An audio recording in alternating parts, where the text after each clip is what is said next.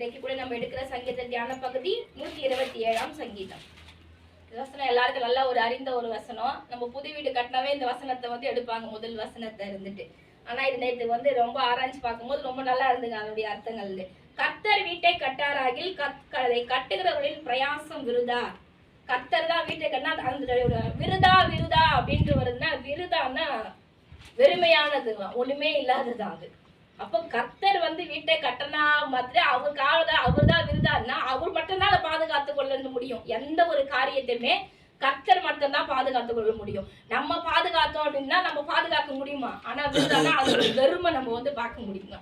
அது ஒரு இல்லாமையை வந்து நம்ம வந்து பார்க்க முடியுமா? எதுலையுமே ஒரு பூர்ணப்படுற ஒரு விஷயமா வந்து இருக்காது. நம்ம உலகத்துல நம்ம இந்த உலகத்துல வாழறதுக்குன்னா எல்லாரும் ஒரு சொந்த வீடு வாசல் இருக்கணும்னு எல்லாமே எதிர்பார்ப்பாங்க. ஒரு வீடு இருக்கணும், ஒரு கார் இருக்கணும், நமக்கு தேவையான அனைத்து தேவைகளும் நமக்கு வந்து இருக்கணும்ட்டு இந்த உலகம் நம்ம கிட்ட எதிர்பார்க்கணும். அப்பதான் நம்ம வந்து என்ன செய்யும், மதிக்கிறவங்களா இருப்பாங்க. ஒரு வீடுக்கு சொந்த வீடு கூட இல்லை, இவங்களுக்கு எதுவுமே இல்லைன்னு நம்மள ஒரு மாதிரி ஒரு கேவலமா தான் பார்க்குவோம் இந்த உலகம் இருந்துட்டு. ஆனா அந்த வீட்டை நம்மளுக்கு கொடுக்கறது யாருன்னா கர்த்தர் தான். ஆனா அது நம்மளே சுயமா எப்படியோ கஷ்டப்பட்டு சம்பாதிச்சு எதையோ விதத்துல நம்ம சுயபலத்துல கட்டினாலும் அது வந்து நம்மளுக்கு வெறுமையா தான் இருக்குங்களா. அந்த வீட்டுல நம்ம சேர்க்கிற ஒரு பொருளும் நம்மளுக்கு வெறுமையானதா இருக்குமா. அதனால நம்மளுக்கு எந்த ஒரு மகிழ்ச்சியுமே எந்த ஒரு சந்தோஷமுமே நம்மளுக்கு கிடைக்கவே கிடைக்காதலாம். அதுல ஆராய்ச்சி பார்க்கும்போது அந்த வார்த்தைக்கான விருதான்ற அந்த வார்த்தைக்கு நம்ம வந்து கர்த்தர் எதுவுமே நம்மளுக்கு கொடுக்கலன்னா, அவர் எதுவுமே நம்மளுக்கு பாதுகாக்கலன்னா, அவர் நிமித்தம் நம்மளுக்கு கிடைக்கலன்னா அது எல்லாமே எப்படி இருக்குங்களா, ஒரு வெறுமையான ஒரு விஷயமா தான் அது இருக்கும் அப்படின்னு இருக்குது. நீங்கள் அதிகாலையில எழுந்து நேரப்பட வேலையிலே தரித்து வருத்தத்தின் அப்பத்தை சாப்பிடுகிறதும் விருதா, அவரே தமக்கு பிரியமானவனுக்கு நித்திரை அளிக்கிறார். அப்படின்னா நம்ம காலையில எழுந்து ஹார்ட் ஒர்க் பண்றோம், காலையில வேலைக்கெல்லாம் போறோம் பாத்தீங்களா, காலையில எழுந்துச்சு அப்படியே நீ இருந்து உங்க சுய பலத்துல நீ நம்ம குடும்பத்துக்காக கஷ்டப்பட்டு ஓடணும்னு இருந்தாலும் அந்த சம்பாதிக்கிற அந்த நம்ம சம்பாதித்து வந்தாலும் அது எப்படி இருக்குமா, நம்மளுக்கு வெறுமையா தான் இருக்குமா. அது வந்து வருத்தத்தின் அப்பத்தை புசிக்கிற மாதிரி தான் நம்மளுக்கு வந்து அது வந்து இருக்குங்களா. அது ஒரு திருப்திப்பட ஒரு பூர்ணமா நம்ம கையில வந்து அது வந்து சேராது அப்படின்றது அந்த வசனத்துக்கான அர்த்தமா இருக்கு. கர்த்தர் கொடுத்தாதான் பிள்ளைகளும் நமக்கு பிள்ளைகள் கர்த்தரால் வரும் சுதந்திரம் இருக்கீங்களா, அதுவும் கர்த்தர் கொடுக்கறது நிமித்தம் மட்டும்தான் நம்மளுக்கு கிடைக்கும். அப்படி கர்த்தர் கொடுக்காத சில விஷயம் வந்து அதை ஆசீர்வச்சாலும் அந்த பிள்ளைகள் நிமித்தம் நம்மளுக்கு எந்த பலனும் நம்மளால பார்க்க முடியாது. அந்த பிள்ளைகளால நம்மளுக்கு அவமானங்கள் தான் நேரிடுங்களாம். அதுவே கர்த்தர் ஒரு ஆசீர்வதிச்சு ஒரு சில பிள்ளைகள் நம்ம கொடுக்கும் போது அந்த பிள்ளைகள் நிமித்தம் நம்மளுக்கு சந்தோஷம் கிடைக்குங்களா, சமாதானம் கிடைக்கும். முதிர் வயதிலையும் அந்த பிள்ளைகள் நம்மள தாங்குறவங்களா நம்மளுக்கு வந்து இருப்பாங்களாம். ஆனா அதுவே கர்த்தருடைய சித்தத்தின்படி அவருடைய நோக்கம் எதுவும் இல்லாம அதுல இருந்துச்சுன்னா அந்த பிள்ளைகளால நம்மளுக்கு வந்து கஷ்டங்கள் தான் வருங்களாம். எந்த பலனும் நீங்க என்ன செய்ய முடியாது, அதனால நீங்க பார்க்கவே முடியாது. அந்த விருதான்னா எல்லாமே தேவன் செஞ்சா மாத்திரம்தான் அப்படின்ற மொத்தத்துல ஒரு அர்த்தம் வந்து அதுல வந்து இருக்குது. நம்மளா எதை தேடி வந்தாலும் அதுல நம்ம என்ன பார்க்க முடியாது, ஒரு பூரணத்தை நம்ம வந்து பார்க்கவே முடியாதுங்களா. ஒரு பலனை நம்ம வந்து என்ன செய்ய முடியாது, பார்க்கவே முடியாதுன்னு இருக்கு. எதுவா இருந்தாலும் அது வந்து எப்படி இருக்கும், நமக்கு ரொம்பவே வெறுமையா தான் இருக்கிற மாதிரி இருக்கும் அப்படின்ட்டு அதுல வந்து அந்த வசனத்துல வாழ வயதில் அந்த வசனம் இருப்பதுன்னா 5 வாழ வயதில் குமாரர் பலவான் கையில் உள்ள அம்புகளுக்கு ஒப்பாயிருக்கிறார்கள். வாழ வயதுல பிறக்கிறதால நம்ம வயதான பிறகு பிறக்கிற பிள்ளைகள் எப்படி இருக்காங்களா, அம்புகளுக்கு ஒப்பா இருக்கிறாங்க அந்த பிள்ளைங்க. அவ்வளவு கூர்மையானவங்களா இருப்பாங்களா, அவ்வளவு ஷார்ப்பா இருப்பாங்களா அந்த பிள்ளைங்க இருந்துட்டு. ரொம்ப நல்ல ஒரு பிள்ளைகள் எல்லாத்துல அந்த அறிவு கூர்மை உள்ளவர்களா அவங்க வந்து இருப்பாங்களாம். அந்த வசனத்துக்கான அர்த்தம் அதுதான் இருந்தது. வாழ வயது ஒரு பிள்ளை பிறக்கும் போது அவங்க ரொம்ப திறமசாலியா இருப்பாங்க, அறிவுள்ளவனா இருப்பாங்க. ஒரு அம்பு எவ்வளவு ஒரு கூர்மையானதா இருக்குமோ அந்த மாதிரி அவங்களுடைய அறிவு வந்து கூர்மையுள்ள ஒரு பிள்ளையா அவங்க இருப்பானுங்களாம். அவங்க வந்து எப்படி இருப்பாங்க, கர்த்தருக்கு ஒரு கீழ்ப்படுகிற பிள்ளையா இருக்குமா, எல்லா விதத்திலும் கர்த்தரை மேன்மைப்படுத்துற ஒரு பிள்ளையா நம்மளுக்கு வந்து இருப்பாங்களாம். அப்போ கர்த்தர் நம்மளுக்கு எல்லாத்தையும் கொடுத்தா மாத்திரம்தான் நம்மளுக்கு எப்படி இருக்குங்க, எல்லாமே நிறைவா இருக்குன்றதுதான் இந்த வசனத்துல முழுசா அதுதான் வருது. கர்த்தர் கொடுக்கறதுனா எல்லாத்தையுமே நம்மளுக்கு என்னத்தான் பார்க்க முடியும், வெறுமையா மாத்திரம்தான் நம்ம வந்து பார்க்க முடியுமோ. அப்படி கீழ்ப்படியாமையோட ஒழுங்கின்மையோட நம்ம பிள்ளைகள் வந்து வளருவாங்க. அதே கர்த்தருடைய நோக்கத்தோட அவர் சித்தத்தோட இருக்கிற பிள்ளைங்க, அவர் ஆசீர்வதிக்கிற பிள்ளைங்க எல்லா இடத்துலயும் எப்படி இருப்பாங்களாம், சமாதானத்தோடும் சந்தோஷத்தோடும் கர்த்தர் கொடுக்கிற நிறைவான ஒரு ஆசீர்வாதத்தோட இருப்பாங்க. அந்த குடும்பம் நம்முடைய குடும்பம் நம்முடைய வீடு இதெல்லாம் கட்டப்படணும் அப்படின்னா அது கர்த்தர் கொடுத்தா மாத்திரம்தான் அந்த ஒரு ஐஸ்வர்யத்தை அந்த ஒரு ஆசீர்வாதத்தை நம்ம வந்து பார்க்க முடியும். அப்ப நம்மளா என்னன்னு பண்ணா எப்படி இருக்கும், அது விருதாவா தான் இருக்குமா. நம்மளா ஒரு சுயபலத்துல ஒரு விஷயம் செஞ்சா அது விருதாவா தான் இருக்கும், வெறுமையா தான் இருக்கும், ஒண்ணுமே இருக்காது. பிள்ளைகள் இருப்பாங்க, நமக்கு மகிழ்ச்சி இருக்காது, சொத்து பத்திருக்கும் நிம்மதியா அது வந்து என்ன செய்ய முடியாது, நம்ம எதுவுமே எடுத்து அனுபவிக்கிற விதமா நம்மளுக்கு இருக்காதுங்களா. அது எல்லா விதத்துல நம்மளுக்கு இருக்கும், ஆனா நிம்மதி இருக்காதுங்களா, இதெல்லாம் சமாதானம் இருக்காது. எதுவுமே வந்து நம்மளுக்கு வந்து இருக்கவே இருக்காதுங்க. அது எல்லாமே விருதாவா தான் இருக்கும். அதுவே கர்த்தர் ஒன்றை கட்டும் போதோ, நம்ம குடும்பத்தை கட்டும் போது குடும்பத்துல சமாதானம் இருக்கும், சந்தோஷம் இருக்கும். எல்லா விதத்திலுமே அந்த பிள்ளைகளும் அந்த குடும்பமும் ஆசீர்வாதமா இருக்கும். அப்போ கர்த்தர் தான் எல்லாத்தையுமே என்ன செய்யணும், கட்டப்படணும். நம்ம குடும்பம் கட்டப்படுறதும், நமக்கு ஒரு வீடு வாசல் கட்டப்படுறதும், பிள்ளைகள் நம்மளுக்கு கொடுக்கறதும் எல்லாமே கர்த்தர் கட்டினா மாத்திரம்தான், அவரு காத்திருந்தா மாத்திரம்தான் நம்மளுக்கு நிறைவானதை நம்ம பார்க்க முடியும்ன்றத இந்த சங்கீதத்துல நம்ம வந்து ஆராய்ச்சி பார்க்கிறோம். இந்த காலையில நம்ம என்ன செய்யணும், நம்ம குடும்பம் சரியா கட்டப்படணும். எல்லாம் நம்மளோட அப்பதான் நம்ம குடும்பம் கட்டப்பட்டாதான் தலைமுறைகள் கட்டப்படணும். இப்ப இந்த குடும்பத்துல இருக்கிற பிள்ளைகளும் நம்ம குடும்பத்துல நம்ம இப்ப கட்டப்பட்டா மட்டும்தான் நம்முடைய ஜெனரேஷன் நல்ல முறையில கட்டப்படுமா. அப்பதான் அவங்களும் பிள்ளைகளும் கர்த்தருக்கு கீழ்ப்படிகளாகவும் கர்த்தருக்கு பிரியமான பிள்ளைகளாகவும் அவங்க வந்து இருப்பாங்க. அப்ப நம்ம இப்ப இருந்தே நம்ம குடும்பத்தை எந்த விதத்துல நம்ம கட்டுறோமோ அதுதான் நம்ம ஜெனரேஷனுக்கும் அதுதான் நம்ம ஃபியூச்சருக்கும் கூட. அப்ப அந்த கர்த்தர் கொடுத்த நிறைவான ஒரு ஆசீர்வாதத்தை இது மூலமா நம்ம வந்து பார்க்க முடியும். அப்ப எதுவா இருந்தாலும் கர்த்தர் கொடுத்தாதான், என்னால ஒண்ணு இல்ல, என் மூலமா எது கிடைச்சாலும் அது வெறுமைதான். என் மூலமா எனக்கு எதுவுமே கிடைக்க தேவையில்லை, கர்த்தர் கொடுக்கிற விதமா கொடுத்தா மாத்திரம்தான் நம்மளுக்கு அதை பறிபுறணும் அப்படின்னு ஒவ்வொரு விஷயத்தையும் இந்த காலை வேலையில எது கிடைச்சாலும் உங்களால எங்களுக்கு கிடைக்கணும், அதுதான் நிறைவா இருக்கும். என்னாலேயோ என் பலத்தினாலேயோ என் சம்பாதத்திலயோ எனக்கு எது கிடைச்சாலும் அது வெறுமையாதான் இருக்கும்னு நம்ம இந்த நேரத்துல நம்ம தாய்க்கு ஒப்பு கொடுப்போம். ஆண்டவரும் இரட்சகருமாகிய இயேசுவின் விலையேற பெற்ற நாமத்தினாலே உங்கள் அனைவருக்கும் என் அன்பின் வாழ்த்துக்கள். கர்த்தர் உங்கள் ஒவ்வொருவரையும் ஆசீர்வதிப்பாராக. அல்லேலூயா, அல்லேலூயா, அல்லேலூயா. கர்த்தர் நல்லவர், அவர் கிருபை என்றும் உள்ளது. அவர் கிருபை மாறாத ஒரு கிருபை. நல்ல ஒரு சங்கீத பகுதியை கேட்டோம். உங்களுக்கு பிரயோஜனமா இருந்தது, எனக்கு ரொம்ப ரொம்ப பிரயோஜனமா இருந்தது, எனக்கு ரொம்ப ஆதாயமா இருந்தது. என்னுடைய கண்களை ஆண்டவர் திறந்தார், என் செவிகளை ஆண்டவர் திறந்தார். அதாவது உலக பிரமாணமாய் சிந்தித்த சில யோசனைகளை ஆண்டவர் இன்றைக்கு திறந்து அடிமைக்கு ஒரு வழிவாசலை உண்டாக்கினார். ஒண்ணு மாத்திரம் தெரிந்து கொள்ளுங்க, அபிஷேகம் பெற்றவனாலதான் இதை பேச முடியும்ன்றது இல்லை. நம்ம ஒவ்வொருவரும் அபிஷேகம் பெற்றிருக்கோம். இங்க நின்று நான் பாஸ்டர் அப்படின்றவங்கள அவங்களால மாத்திரம் தான் இதெல்லாம் பேச முடியும் அல்ல. யாரு வேண்டுமானாலும் யாரிடத்துல வேண்டுமானாலும் ஆண்டவர் பேசுவார். உண்மையா இன்றைக்கு எனக்கு ஆண்டவர் ஒரு அறிவு கண்ணை, வேதத்தின் அறிவு கண்ணை எனக்கு திறந்தார். நான் ஒரு சில காரியத்தை அப்படிதான் நியமிச்சு வச்சிருந்தேன். என் பலத்துல நான் செய்யலாம் ஆண்டவரே, என் பலத்துல நான் செய்யட்டுமா, நான் செஞ்சிருவேன் அப்படின்னு. ஆனா ஆண்டவர் எனக்கு தெளிவுபடுத்தினார், உன் பலம் இல்லை, என் பலம் தான் அதை செய்யும். நான் கொடுத்தாதான் உனக்கு, உலகம் கொடுக்கறது இல்லை, நான் கொடுத்தாதான் உனக்கு அது ஆசீர்வாதம். உலகம் கொடுத்தா அது ஆசீர்வாதம் இல்லை. ஆனால் கர்த்தர் இன்றைக்கு என்னோடு பேசின வார்த்தைகளுக்காக நன்றி. அவருடைய சமூகத்துல என்னை நான் ஒப்பு கொடுக்கிறேன். நீங்க ஒப்பு கொடுங்க. கர்த்தர் உங்களோடு கூட பேசின இந்த வார்த்தைகளை கர்த்தர் நினைவுபடுத்துகிறார். ஒருவேளை உங்க சிந்தையில நீங்க யோசித்து வைத்திருந்த சில எண்ணங்களை ஆண்டவர் தெளிவுபடுத்துகிறார். கர்த்தர் வீட்டை கட்டாராகில் கட்டுகிறவன் பிரயாசம் விருதா. இது வீட்டுக்கு மாத்திரம் இல்ல, நம்ம மொத்த வாழ்க்கைக்கு அடையாளமான ஒரு வார்த்தை. அவர் கொடுத்தா, அவர் கட்டனா, அவர் தந்தாதான் எல்லாமே. நிறைய பேர் நினைக்கிறாங்க இது வீட்டுக்கு மாத்திரம்தான்.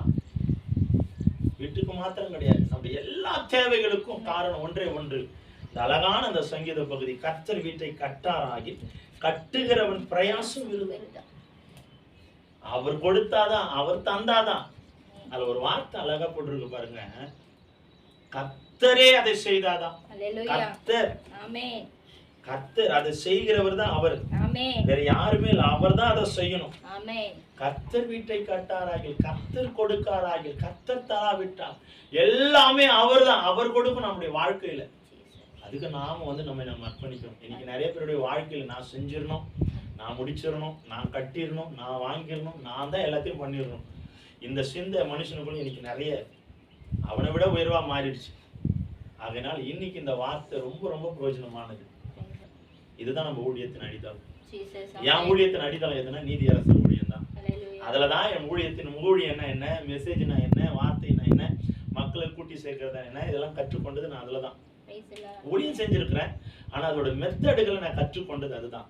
அப்ப நமக்கு எதுலையுமே சிறியதை வச்சு அற்பமா எண்ணிடவே கூடாது. 4 பேர் இருக்கிறாங்கப்பா, 2 பேர் இருக்கிறாங்கப்பா, ஒருத்தர் இருக்கிறாங்கப்பா, இதுல போய் நான் என்னப்பா பேசுறது? நான் ஒருத்தர் இருந்தாலும் 1000 பேர் பேசுற மாதிரி தான் நம்ம பேசணும். அதுதான் நம்ம கண்களுக்கு முன்னாக அப்படிதான் நமக்கு வைத்துக்கணும். நம்ம கண்களுக்கு முன்பாக நம்ம அப்படிதான் நினைச்சுக்கணும். 1000 ஒருத்தர் இருந்தாலும் 1000 பேர் நமக்கு முன்னால் இருக்கிறாங்க. அப்போ நம்முடைய வார்த்தைகளை அங்கீகரிக்கிற யாருன்னா மனுஷன் இல்லை, ஆண்டவர். ஆமென். ஹalleluya. ஆமென். ஒரு பிரயோஜனமா இருந்தது அந்த சங்கீதம் எனக்கு ரொம்ப ரொம்ப பிரயோஜனமா. ஏன்னா நாங்க சிந்தித்த யோசனைகளை ஆண்டவர் இன்னைக்கு தெளிவுபடுத்தினார். புரியுதா? உங்களோடு கூட ஆண்டவர் எல்லாரோடையும் பேசுகிற வல்லமை ஆண்டவர். நாளை கர்த்தருக்குள்ள இருங்க. இந்த வேதத்தின் வார்த்தைகளை இன்னும் தியானிச்சு கர்த்தருக்குள்ள இன்னும் உங்களை வளர்த்துக் கொள்ளுங்க. எதில் நம்ம வளர்றோமோ இல்லையோ கர்த்தருக்குள்ள நம்ம வளர்ந்துடணும். அந்த வளர்ச்சி தான் முழுமையான ஒரு வளர்ச்சி. நீ எதுலப்பா வளர்ந்துருக்கிற? நான் படிப்புல வளர்ந்துருக்கிறேன், திறமையில வளர்ந்துருக்கிறேன், இதெல்லாம் அழிஞ்சு போயிடும். நான் வேதத்துல வளர்ந்துருக்கிறேன் சொல்லி பாருங்களேன். உங்களை கர்த்தர் நிச்சயமாய் ஆசீர்வாதங்களை காண கிருபை செய்வார். என்னோடு கூட பேசின சில வார்த்தைகளை உங்களோடு நான் பகிர்ந்து கொள்ள விரும்புகிறேன். ஆண்டவரும் ரட்சகரும் ஆகிய இயேசுவின் விலையேற பெற்ற நாமத்தில் உங்கள் அனைவருக்கும் மறுபடியும் என் அன்பின் வாழ்த்துக்கள். காலை வேளையிலே கர்த்தர் உங்கள் ஒவ்வொருவரையும் ஆசீர்வதிப்பாராக. அடிமையோடு கூட பேசின ஒரு வார்த்தை தான் உங்களோடு கூட நான் பகிர்ந்து கொள்ள ஆசைப்படுகிறேன். கர்த்தர் என்னோடு கூட பேசின ஒரு வார்த்தை, மெய்யான மனமாற்றம், மெய்யான மனம் திரும்புதல் என்றால் என்ன? மெய்யான மனமாற்றம் என்றால் என்ன? நான் மெய்யா மனம் திரும்பிட்டேங்க, நான் மெய்யாகவே மனம் மாறிட்டேன், நான் மெய்யாகவே எல்லாவற்றையும் விட்டு நான் ஆண்டவரோடு சேர்ந்துட்டேன் அப்படின்னு சொல்லுவதற்கு அடையாளம் என்ன? காரணம் என்ன? நான் வார்த்தையில சொல்லுகிறதுனால நான் மாறிட்டேனா? ஒருவேளை நான் சொல்லுகிறதுனால இந்த காரியம் விட்டு மாறிடுச்சா? ஒருவேளை இந்த வார்த்தையை பேசுகிறதுனால அந்த பாவங்கள் என்னை விட்டு கடந்து போனதா? ஒருவேளை இந்த வார்த்தையை நான் முன்மொழிகிறதுனால இந்த பாவம் முற்றிலுமா என்னை விட்டு அகன்று போனதா என்று சொல்லி நம்ம சிந்திப்போம் என்றால், வார்த்தையில வெளிப்படுத்துவதல்ல, அது செயலிலே வெளிப்படுத்துவது. அதான் இந்த வார்த்தைகள் சொல்லுகிறது. இன்றைக்கு இதற்குரிய தலைப்பு என்னவென்றால், மெய்யான மனமாற்றம், மெய்யான மனம் திரும்புதல் என்றால் என்ன? உங்கள் பாவத்தை குறித்து தேவனிடத்தில் வருத்தப்பட்டு தெரிவிப்பதுதான் மெய்யான மனமாற்றம். சங்கீதம் 51ஆம் அதிகாரம் 1-4 வரை நாம் ஒவ்வொன்றாக வாசிக்கலாம். தேவனே உமது கிருபையின்படி எனக்கு இறங்கும், உமது மிகுந்த இரக்கங்களின்படி என் மீறுதல்கள் நீங்க என்னை சுத்திகரியும். பாருங்க, இங்க இந்த வார்த்தை தாவீது சங்கீத வார்த்தையில் ஆண்டவரோடு பேசுகிற ஒரு வார்த்தை. தேவனே உமது கிருபையின்படி எனக்கு இறங்கும். ஆண்டவரே, முதலாவது உடைய கிருபை எனக்கு இறங்கி வருவதாக. கிருபையை நீங்க எனக்கு கொடுங்கப்பா. பாவத்திலும் உளையான சேற்றிலும் வாழ்கிற என்னுடைய வாழ்க்கையில தயவா என்னை மன்னித்து என் பாவத்தை நான் அறிக்கிடும் பொழுது கிருபையை நீர் எனக்கு தருவீராக. இந்த வேதம் அழகாய் சொல்லுகிறது, தேவனே உமது கிருபையின்படி எனக்கு இறங்கும், உமது மிகுந்த இரக்கத்தின்படி என் மீறுதல்கள் நீங்க என்னை சுத்திகரியும். மிகுந்த இரக்கம், அவருடைய மிகுந்த இரக்கத்தினாலதான் நம்முடைய பாவங்கள் நீங்கும்படியான ஒரு கிருபையை ஆண்டவர் நமக்கு தர முடியும். அப்ப நம்ம பாவங்கள் மன்னிக்கப்பட வேண்டும் என்றால், நாம கர்த்தரிடத்துல பாவத்தை அறிக்கையிட்டு மனம் திரும்ப வேண்டும் என்றால், முதலாவது பாவ அறிக்கை செய்கிறவர்களாய் நம்ம மாற வேண்டும். பாவ உணர்வு அடைகிறவர்களாய் நம்ம மாற வேண்டும். இந்த வேதத்திலே சுட்டி காட்டுகிற ஒரு வசனம் என்னவென்றால், உமது மிகுந்த இரக்கத்தின்படி, உமது மிகுந்த மீறுதல், என் மிகுந்த மீறுதல்கள் நீங்க என்னை சுத்திகரிங்கப்பா. என் மீறுதல்கள் மன்னிக்கப்பட வேண்டும் என்றால் உமது கிருபை, உம்முடைய இரக்கம் என் மேல வரட்டும். நீங்க சுத்திகரிங்கப்பா. நம்மை சுத்திகரிக்கிற ஒரே ஒரு கிருபை எதுனா ஆண்டவருடையதுதான். இன்னைக்கு நிறைய பேர் போன வாரம் உங்களுக்கு சொன்னது போலதான், ஏதோ ஒரு தண்ணியில போய் நான் முழுகிட்டேன்னா என் பாவம் மாறிடுச்சுங்க, நான் எதையோ ஒண்ணு செய்துட்டா என் பாவம் மாறிடுச்சு, நான் எதையோ ஒண்ணு பலி கொடுத்தா என் பாவம் மாறிடுச்சு. இல்லைங்க, உன் இருதயம் தேவனோடு ஒப்புரவாகாவிட்டா, உன் இருதயம் மனம் கசந்து தேவனோடு ஒப்புரவாகாவிட்டால், நீ தேவனோடு உன் பாவ அறிக்கையை செலுத்தாவிட்டால் நம் பாவ மீறுதல்கள் மனமாற்றத்துக்குள்ள வராது. நீ மனம் திரும்புதலுக்குள்ள மாற வேண்டும் என்றால் முதலாவது உன் இருதயம் ஆண்டவரிடத்துல கடந்து போகணும். அதுல 2வது வசனத்தை வாசிங்க. கரெக்டா எடுத்து வச்சுக்கோங்க. என் அக்கிரமம் நீங்க என்னை முற்றிலும் கழுவி, என் அக்கிரமம் நீங்க என்னை முற்றிலும் கழுவி, என் பாவமற என்னை சுத்திகரியும். என் பாவமற என்னை சுத்திகரியும் ஆண்டவரே. என் அக்கிரமங்கள் நீங்கும்படியாய், என் அக்கிரமங்கள் நீங்க என்னை முற்றிலுமாய், என் பாவம், என் அக்கிரமம், என் துர்குணம், என் துர்செயல்கள், நான் உலகத்துல விதைக்கிற எல்லா விதமான பொல்லாத செயல்கள், இது எல்லாம் முற்றிலுமாய் மாறும்படியான ஒரு கிருபையை நீங்க எனக்கு தாங்கப்பா. என்னை முற்றிலுமாய் கழுவி என் பாவம் மாற என்னை முற்றிலுமாய். சங்கீதக்காரன் சொல்றாரு பாருங்க, எனக்குள் இருக்கிற பாவங்கள் முற்றிலுமாய் மாற வேண்டும் ஆண்டவரே. அந்த பாவம் மாற வேண்டும் என்றால் நம்ம முதலாவது ஆண்டவருடைய சமூகத்தை தேடி போகணும். பாவம் மாற வேண்டும் என்றால் நம்ம ஆண்டவருடைய சமூகத்தை நாடி தேடி ஓடினாதான் நம்முடைய பாவங்கள் முற்றிலுமாய் மாறும். சங்கீதக்காரன் அவ்வளவு பெரிய ராஜா தான், ஆனா அவர் சொந்த பலத்துல சொந்த ஆளுகள் எதையுமே செய்யல. தேவனுடைய சித்தம், தேவனுடைய வல்லமை, தேவனுடைய கிருபை, தேவனுடைய சித்தத்தை, தேவனுடைய விருப்பத்தை அவர் எதிர்பார்க்கிறார். இன்னைக்கு எத்தனை பேர் இந்த பாவ உணர்வு நம்ம அடையும்? எத்தனை பேர் இந்த பாவம் மாற நாம நின்றுட்டு இருக்கிறோம்? எத்தனை பேர் நம்முடைய வாழ்க்கையில கர்த்தருடைய சமூகத்தை நாம இன்றைக்கு தேடி ஓடிக்கிட்டு இருக்கிறோம்? பாவம் செய்யறோமே தவிர அதற்கான மனம் மாறுதல், மனம் திரும்புதல் நம்ம வாழ்க்கையில இருக்கா? நம்ம சிந்தையில, நம்ம செயலில, நம்முடைய ஆவியில, நம்ம ஆத்துமாவில எல்லாவற்றிலும் பாவம் செய்கிற நம்முடைய எண்ணங்கள் ஒரு விசை நம்ம ஆண்டவருடைய சமூகத்துல இதை சொல்லி நம்ம பாவ உணர்வு அடைய வேண்டும் என்று சொல்லி நம்ம இருதயம் நினைக்குதா? நிறைய பேருக்குள்ள அது இல்லை. இன்னைக்கு பாவ உணர்வு நிறைய பேருக்குள்ள இல்லாததுனால்தான் அடுத்தடுத்த பாவங்கள் அவருடைய வாழ்க்கையில மேற்கொண்டு நடக்கிறது. புரியுதுங்களா? இன்னைக்கு பாவ உணர்வு அநேக மனுஷனுக்குள்ள இல்ல. பாவத்தை தண்ணீரை போல குடிக்கிற உலகமாய் மாறி போச்சு. இன்னைக்கு பாவம் அசால்ட்டா செய்கிற உலகமா மாறி போச்சு. இன்னைக்கு பாவம் கண்மூடித்தனமா செய்கிற உலகமா மாறி போச்சு. துணிகரமான பாவம், துணிகரமான செயல், இது தவறுன்னு தெரிந்தும் துணிகரமா செய்கிற பாவம் அதற்கு மன வருத்தமே படுகிறது இல்லை. பாவத்தை இன்னைக்கு செய்யற அது பெருமையா நினைத்துக் கொள்கிறான். நான் இதை செய்துட்டேன், நான் இதை பண்ணிட்டேன். இன்னைக்கு சிகரெட் குடிக்கிறவன், சாராயத்தை குடிக்கிறவன் கூட அது பெருமையாய் நினைக்கிறான். நான் தண்ணி அடிக்கிற பழக்கம் எனக்கு இருக்குங்க, நான் சைட் ஸ்மோக்கர், அது ஒரு பெருமை. நான் விடாம குடிக்கிறவங்க, எனக்கு குடிச்சாதான் வாழ்க்கையே ஓடும். இன்னைக்கு நிறைய பேர் சொல்ற சாக்கு போக்கு எது தெரியுமா? நான் உழைக்கிறேன், நான் வண்டி ஓட்டுறேன், நான் மூட்டை தூக்குறேன், நான் கல்ல இருக்கிறேன், அந்த அசதி போவதற்காக நான் குடிக்கிறேன். இது பொய்யான சாக்கு போக்கு. பெண்கள் கூட தான் கல் தூக்குறாங்க. இன்னைக்கு அதையும் ஆரம்பிச்சாங்க, பெண்களும் ஆரம்பிச்சிட்டாங்க. காரணம் யாரு? நாம தான் அதுக்கு வழிவாசல உண்டாக்குறோம். ஆனால் அதனால வருகிற விளைவு மகா கொடுமையானது என்று மனுஷனுக்கு தெரியல. ஆனா பழி பூரா ஆண்டவர் மேல போடுறது. ஆண்டவரே, உமக்கு கண் இல்லையோ, என்னை காப்பாற்ற மனம் இல்லையோ?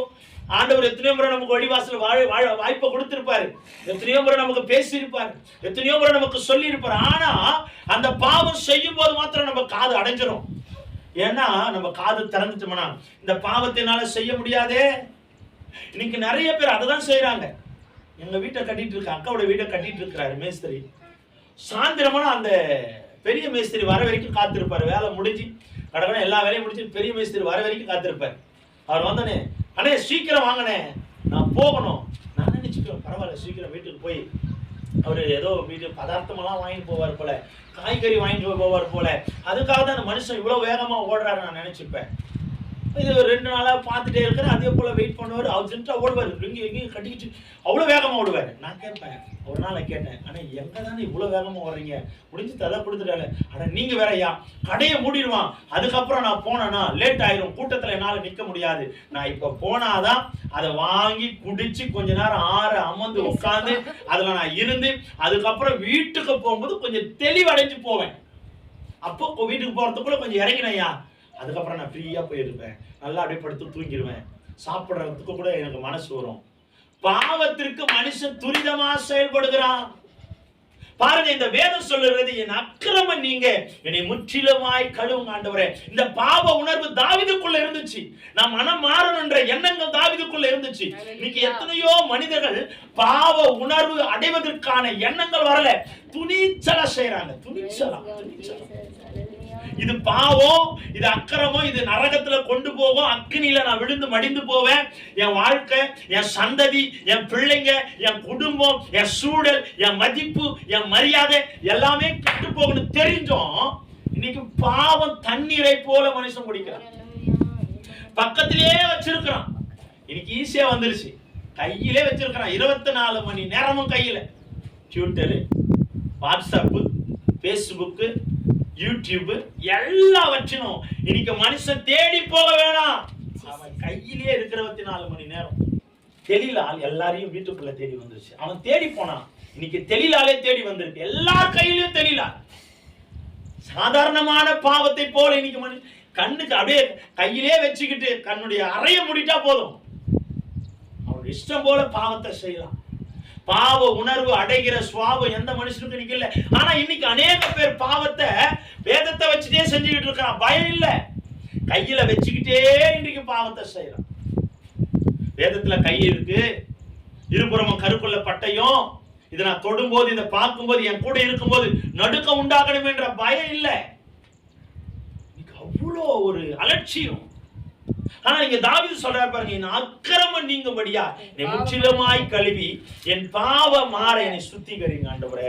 அதுல 3வது வசனத்தை வாசிங்க. என் மீறுதல்களை நான் அறிந்திருக்கிறேன், என் பாவம் எப்பொழுதும் எனக்கு முன்பாக நிற்கிறது. நான் எல்லாவற்றையும் அறிந்திருக்கிறேன் ஆண்டவரே. நான் செய்த பாவம்லாம் என் கண்களுக்கு முன்னால வந்து போகுதுப்பா. நான் எப்போதும் அதை அறிந்திருக்கிறேன். என் பாவம் எப்பொழுது எனக்கு முன்பாக நிற்குதுப்பா. உன் சமூகத்துக்கு முன்னால வர தடை செய்யுது, உண்மை ஆராதிக்க தடை செய்யுது. எப்போ என் கண்களுக்கு முன்னால நான் செய்த பாவம் அவ்வளோ என்னை வேதனைப்படுத்துதுப்பா.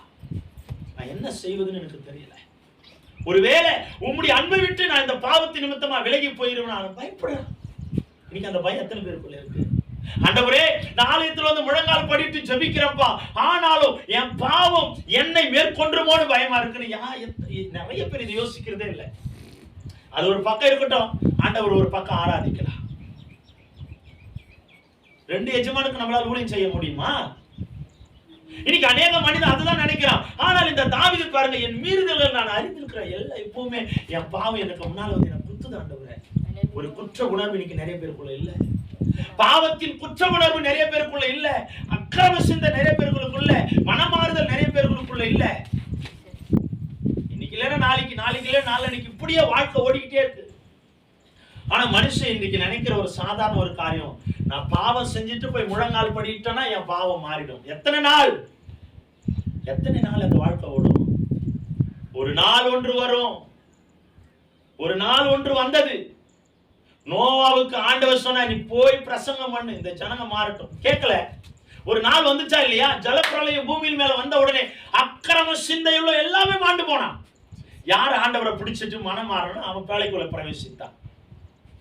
இன்னைக்கு நமக்குள்ள ஒரு நாள் வரப்போகிறது. நியாய தீர்ப்பு நாள் எல்லாருக்கும் ஒரே விதமாக சம்பவிக்க போகிறது. யாரும் தப்பித்து ஓடி ஒளிந்து யோனாவை போல அடித்தட்டுல படுத்தாலும் தேடி பிடிச்சு எடுத்துட்டு வந்து கடல்ல போடுகிற சூழ்நிலை ஒரு நாள் வரும். தப்பிக்கவே முடியாது. இன்னைக்கு உலகங்கள் அப்படி மாறிக்கொண்டிருக்கு. ஆனால் அக்கிரம சிந்தை நம்ம இருதயத்தில் இருக்கணும். அந்த அக்கிரம சிந்தை மாறக்கூடிய ஒரு சுவாபம் நமக்குள்ள வரணும். அவர் சொல்றார் பாருங்க, என் மீறுதல்களை நான் அறிந்திருக்கிறேன் ஆண்டவரே, என் பாவம் எப்பொழுது எனக்கு முன்பாக நிற்கிறது. எப்பவுமே முன்னால அப்பா நான் ஆராதிக்கும் போதெல்லாம் நான் குற்ற உணர்வு அடைஞ்சிருக்கிறேன், வேதனைப்படுறேன். இன்னைக்கு அத்தனை நான் நிறைய பேரை நான் பார்க்கும்போது அந்த உணர்வு சாதாரணமா இருக்கிறாங்க. கேட்கும் போது நல்லா கேட்டுக்கிறாங்க. கேட்கும் போது சொல்லும் போது அவ்வளோ பொறுமையா, அவ்வளோ தாழ்மையா, அவ்வளோ அவங்க கேட்கும் போது எப்பா மனம் மாறிடுவாங்கன்னு நம்ம நினைக்கிறது. மறுபடியும் பின்மாற்றம். காரணம் என்ன? துணிச்சல். துணிச்சல் துணிச்சல் துணிச்சல் இன்னைக்கு எல்லாருக்குமே துணிச்சல் அதிகம். துணிச்சல் அதிகம். மிஞ்சின நீதிமான். எனக்கு எல்லாம் தெரியும். நான் எப்படி, அது ஒரு வார்த்தை, நான் எப்படி போனேன், எப்படி வரணும்னு எனக்கு, எந்த வழியில போய் எந்த வழியில நோஞ்சி வரணும்னு எனக்கு தெரியும். ஒரு நாள் ஆண்டவர் எல்லா வழியும் அடைச்சிட்டாருன்னா உள்ள போன உன்னால திரும்பி வர முடியுமா? அப்ப நம்முடைய அக்கிரம சிந்தைகளை நம்ம உணர்ந்து நம்ம ஆண்டவரிடத்துல போய் மன்னிப்பு கேட்கிறவர்களாய் மாறணும். அடுத்தது 5வது படிங்க. 4வது படிங்க. தேவரீர் ஒருவருக்கே விரோதமாக நான் பாவம் செய்து உமது கண்களுக்கு முன்பாக பொல்லாங்கானதை நடப்பித்தேன். நீர் பேசும்போது உம்முடைய நீதி விளங்கவும், நீர் நியாயம் தீர்க்கும் போது உம்முடைய பரிசுத்தம் விளங்கவும் இதை அறிக்கையிடுகிறேன். பாருங்க, தேவரீர் ஒருவருக்கே விரோதமாக நான் பாவம் செய்து. நம்ம பாவம் செய்து யாருக்கு விரோதமா நாம் நினைச்சிட்டு இருக்கிறோம். ஆனா நம்ம செய்யற பாவம் எல்லாமே தேவனுக்கு விரோதமா நம்ம செஞ்சுட்டு இருக்கோம். பேசுறது, பார்க்கிறது, செய்யறது எல்லாமே ஆண்டவர் நம்மள ரொம்ப நம்புறாருங்க. ஆனா அந்த நம்பிக்கைக்கு பாத்திரமா நம்ம இருந்தோம்னா நிச்சயமா சொல்றேன் நம்ம வாழ்க்கை ஆசீர்வாதமா மாறும். நாம செய்கிற பாவம் எல்லாமே ஆண்டவருக்கு விரோதமா நம்ம செஞ்சுட்டு இருக்கிறோம். அவர் நம்பிக்கைக்கு விரோதமா செய்யறோம். அப்ப நம்முடைய வாழ்க்கை மாற வேண்டும் என்றால் நாம முதலாவது தேவ சமூகத்துல போய் ஆண்டவரிடத்துல ஒப்பு கொடுக்கணும். ஆண்டவரே என் பாவம் அரசா, தாவீது அதுதான் செய்யற. நம்முடைய சமூகத்துல வந்திருக்கிற என் பாவம் எனக்கு முன்னால எப்போ வந்து வந்து போகுதுப்பா, என்னால எதையும் செய்ய முடியல, நடுங்குறாரு, வேதனைப்படுறாரு. இந்த வேதனை அணிகளுக்குள்ள இல்லாதனால்தான் இன்னைக்கு பாவம் உலகத்துல பெருகி மனுஷனை சீரழித்துக் கொண்டிருக்கிறது.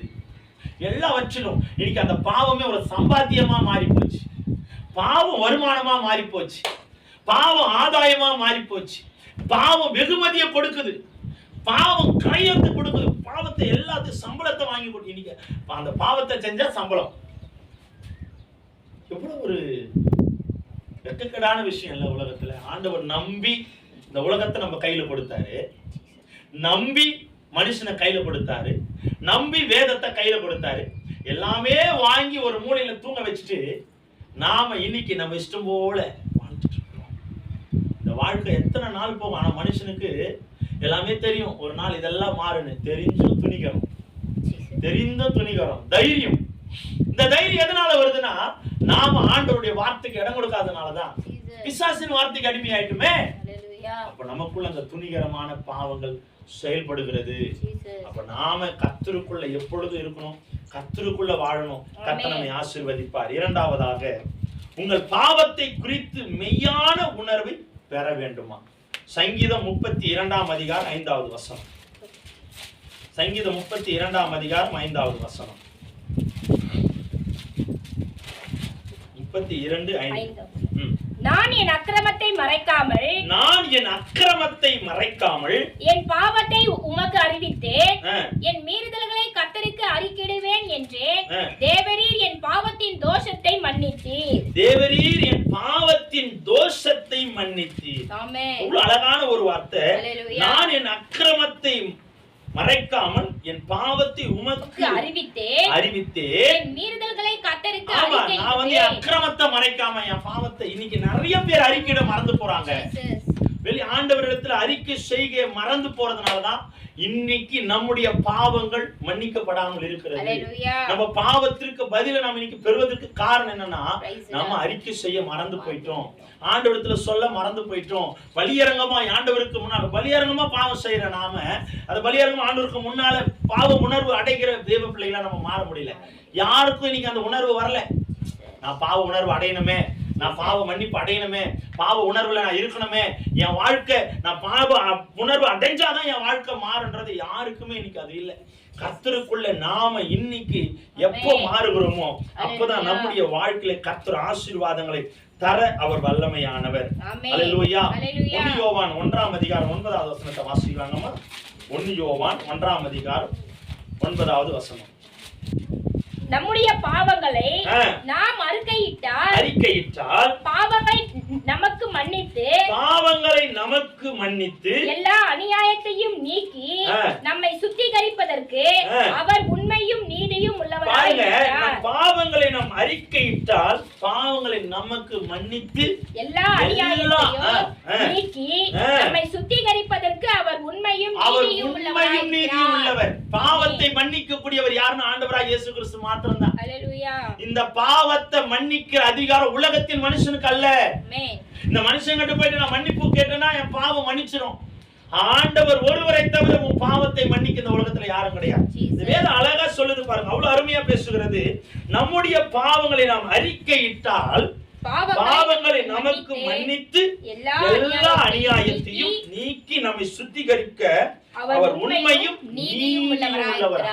அதை சுத்திகரிக்கிற ஒரே ஒரு பரிசுத்த ஆவியானவர், ஒரே ஒரு வல்லமையின் ஆவியானவர், அவரே நம்மை ஆண்டு கொள்ளுகிற ஒரு பரிசுத்தமானவர். அல்லேலூயா.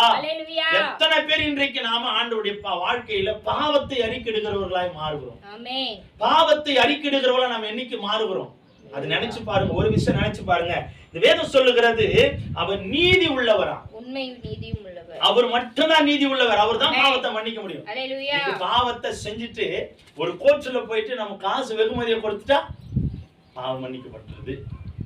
அவனா பண்றான், வெகுமதியை லஞ்சத்தை வாங்கிட்டு அந்த லஞ்சத்திற்கு ஏற்ற ஒரு நியாயத்தை கொடுத்துட்டா பாவம் மன்னிச்சிடும். அவ்வளவுதான்ப்பா, என் பாவம் மன்னிச்சுன்னு இன்னைக்கு உலகம் சுத்தி வந்துட்டு இருக்கான் மனுஷன்.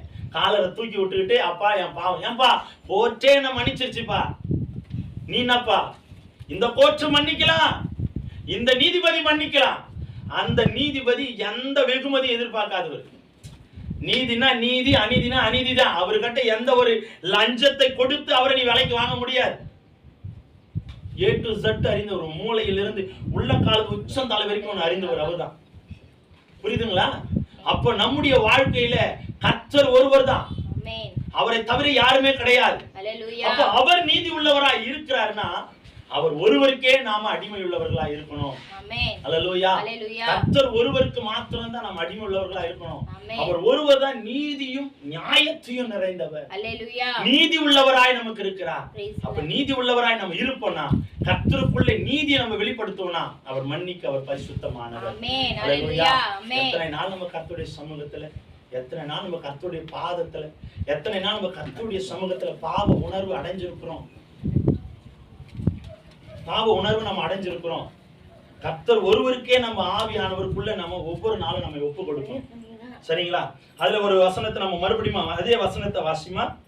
நம்முடைய பாவங்களை நாம் அறிக்கையிட்டால் பாவங்கள் நமக்கு மன்னித்து எல்லா அநியாயத்தையும் நீக்கி நம்மை சுத்திகரிப்பதற்கு அவர் உண்மையும் நீதியும் உள்ளவராய் இருக்கிறார். அவர் நீதி உள்ளவர். அவரை போல ஒருவரும் கிடையாது இந்த உலகத்துல. அவர் நீதி நிறைந்தவர். அவர் நீதி உள்ளவராய் நம்ம வாழ்க்கையில இருக்கிறதுனாலதான் எப்பவுமே நம்ம வாழ்க்கையில அந்த ஆசீர்வாதங்களை கர்த்தர் கொடுக்க அவர் மகத்துவமானவர். அல்லேலூயா.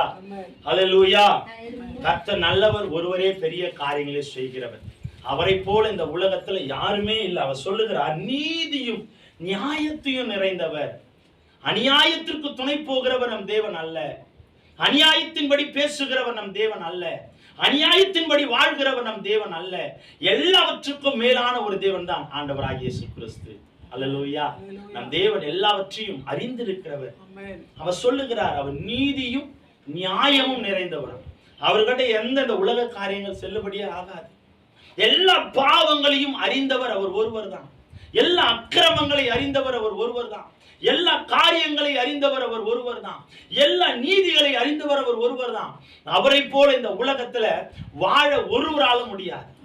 அவரை போலதான் நம்ம வாழ கட்டு. ஏன்னா நம்ம அவருடைய வித்து, அவருடைய ஜனம், அவருடைய பிள்ளைங்க, அவருடைய ரத்தத்தினால் மீட்கப்பட்ட ஜனம்.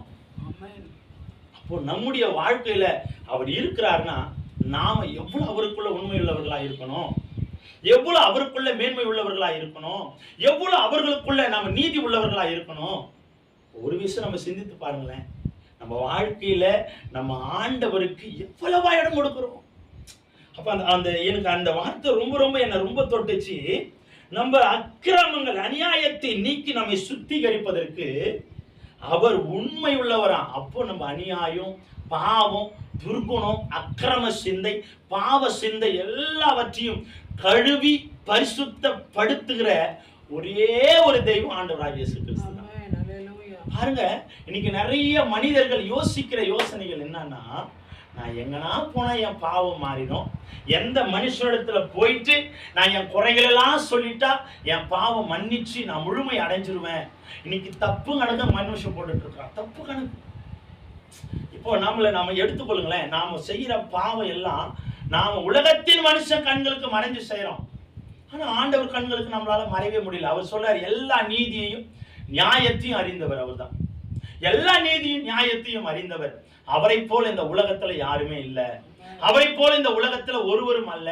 அவரே நீதி உள்ளவராய், நியாயாதிபதியாய், பரிசுத்தம் உள்ளவராய் அவர் இருக்கிறார்னா நிச்சயமாய் அவருக்குள்ள நம்ம வாழும் பொழுது நம்ம வாழ்க்கையை அவர் ஆசீர்வதிக்க அவர் வல்லமையானவர். அல்லேலூயா. மூன்றாவதாக, உங்கள் பாவத்தை விட்டு திரும்புகிற குணங்கள் வேண்டும். பாவத்தை விட்டு மனம் திரும்புகிற குணம் நமக்கு வேண்டும். பாவத்தை விட்டு மாறுகிற குணங்கள் நமக்குள்ள வேண்டும். இன்னைக்கு நிறைய பேருக்குள்ள அந்த பாவத்தை விட்டு மாறுகிற குணங்கள் இல்லை. பாவத்தை விட்டு விலகுகிற குணங்கள் யாருக்குள்ளவே இன்னைக்கு இல்லை. எல்லாரும் தைரியமா மாறிட்டாங்க. இதெல்லாம் என்ன பண்ண போகுது, இதெல்லாம் என்ன செய்ய போகுது, இதெல்லாம் என் வாழ்க்கையில் என்னத்தை கொடுக்கும், இதெல்லாம் என் வாழ்க்கையில் என்னத்தை பண்ணும், ஒன்றும். அதாவது தைரியத்தோட இன்றைக்கு, அதாவது இன்னைக்கு நிறைய பேருக்குள்ள இருக்கிறதுனா கவர்மெண்ட்டே அப்ரூவல் கொடுத்துச்சிங்க, இதை நான் செய்யலாம், கவர்மெண்ட்டே எனக்கு சர்டிபிகேட் கொடுத்ததுங்க, நான் செய்யலாம், கவர்மெண்ட்டே எனக்கு சான்றிதழ் லைசன்ஸ் கொடுத்துருக்குங்க, என்னால செய்ய முடியும். இன்னைக்கு அப்படிதான் மனுஷன் நினைச்சிருக்கிறான்.